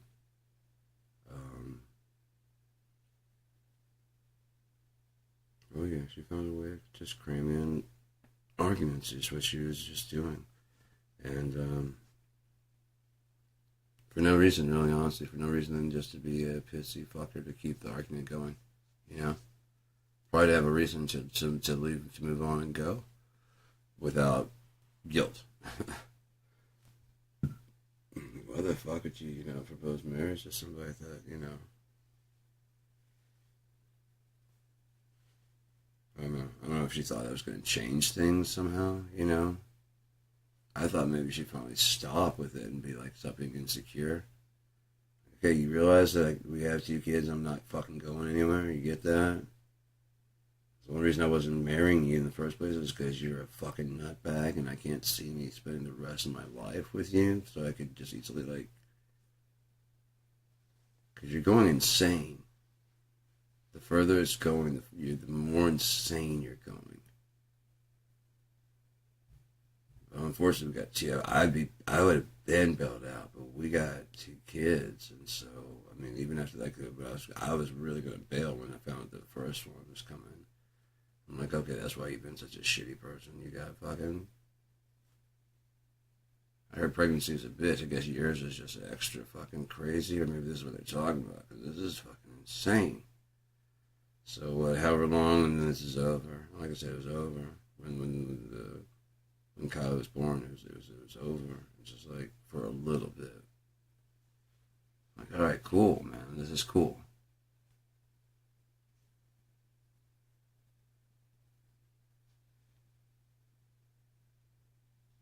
She didn't do anything like at all, ever. Even on her days that she wasn't working.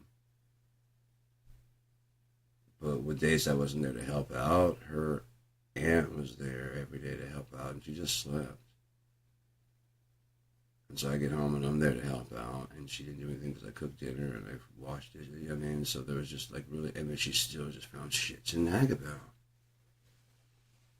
I'm just like, fuck, it's, you know, oh my god, I should have got the fuck out of here, man. Holy shit. And it's just getting worse and worse and worse.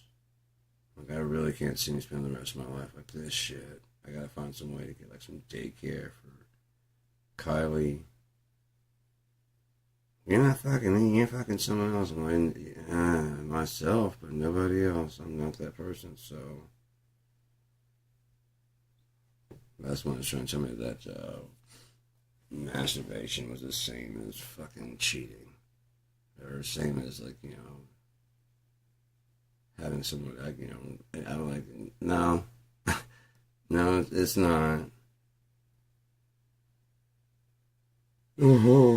No. You can keep saying, that doesn't make it the same. No, because one's like a fucking, I don't use my imagination there. It's just like more of like voyeuristic type thing than participatory. You know what I mean? I don't see why you don't want me to use my mind to imagine something. Why? Because I'm going to imagine something and it's sure as fucking going to be you. And my mind is I have a very strong mind. You have no idea how strong my mind is. I don't know how strong my mind is, to be honest. I know I've seen it do some crazy shit, or at least this world bend to what I want on more than one occasion. With the backing of the Lord above. I'm talking like summoning lightning and shit. I'm not even joking. Opie was like, he was doing all this. He was doing some weird shit like that. And we were outside of one practice one night, and it was just lightly raining. And he's like, you know, it's really frustrating. I'm like, what's that? He's like, people don't believe you who you say you are. I mean, you do stuff like this, and there's lightning goes like, you get a bolt of lightning. And I was just like, whoa, that's fucked up. And in the back of my head, I hear it call his bluff. Call his bluff. I don't know what the fuck to do that. It's like, call his bluff. I'm like, and this is happening fast. I don't know what the fuck to do. I just call his fucking bluff. And he'd been talking for a while about how he, like, you know, he knows everything. And I'd asked him a couple of times some questions he didn't know the answer to. It's like, then shut the fuck up, dude. Stop telling me how you know everything.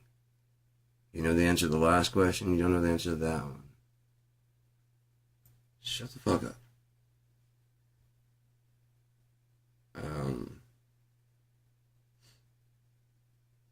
So yeah, he did the whole lightning thing like that, and then like I said, I call his bluff, and I just next thing I know, I just kind of searched for my feet. I just like, so what? And like this, I mean, the entire fucking just like, and he even Opie was like,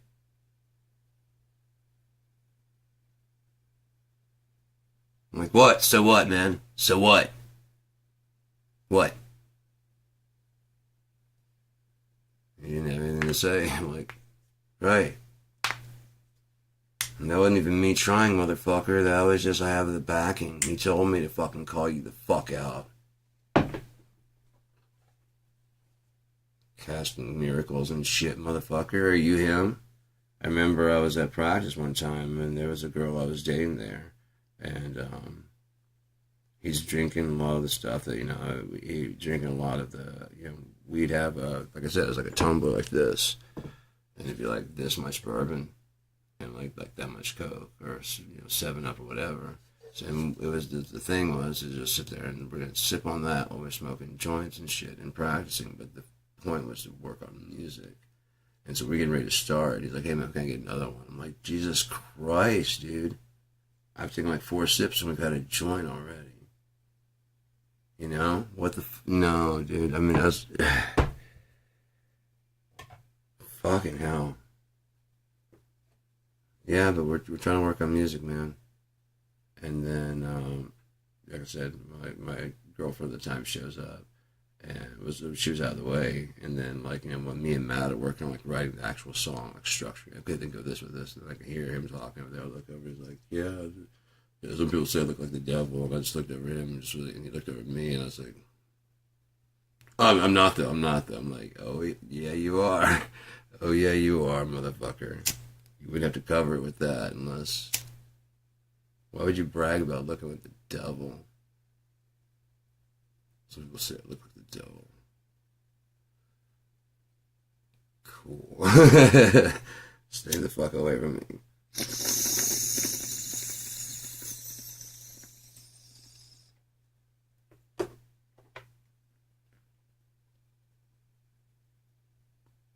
When I looked over and smiled, I was like, other people say you are the devil. In my head, he probably heard it. That's like.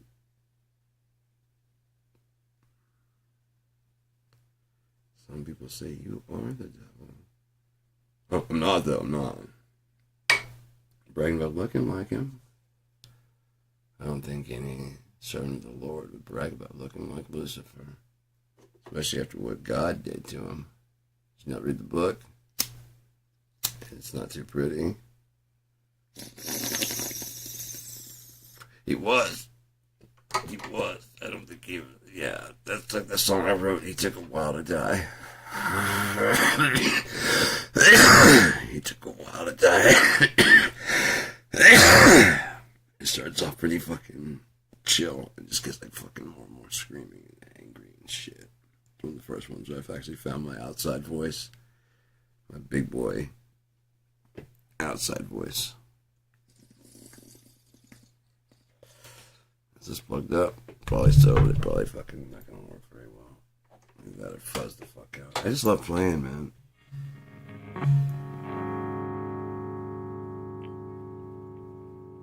Is it coming through? Yeah, there it goes.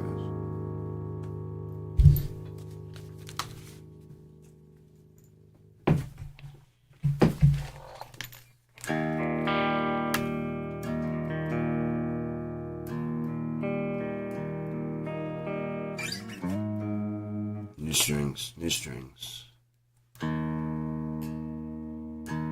This one tuned in Seattle tuning. Half a step down. D sharp, G sharp, D sharp. There you go. G sharp, C sharp. Yeah.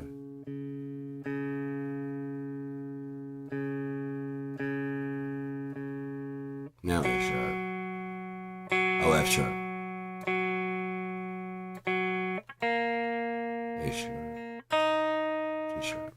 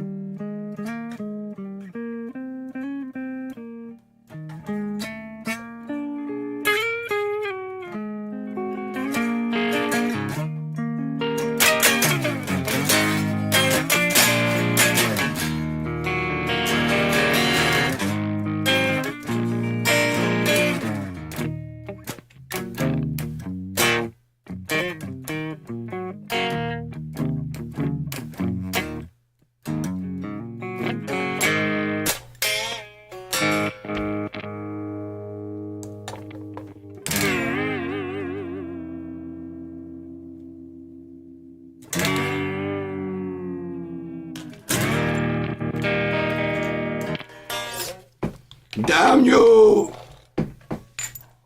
I gotta solder that jack better.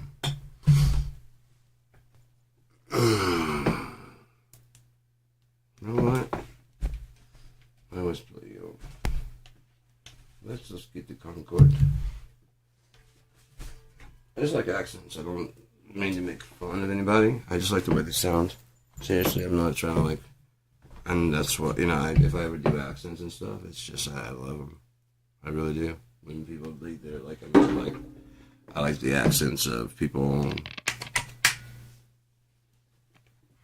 who are translating their language over to ours. Like I said, the Indian, because once you're in America, of course, after a while, you just gotta have like a regular fucking, hi, I'm, you know what I mean? Where are you from? California. No, originally, California. My parents.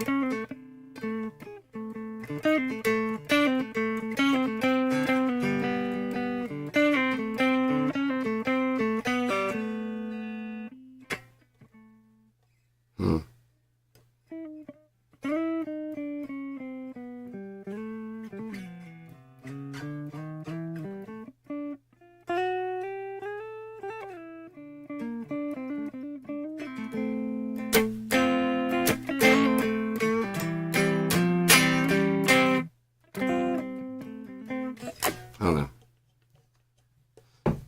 Just make it as a go. I don't give a shit. Just like to play.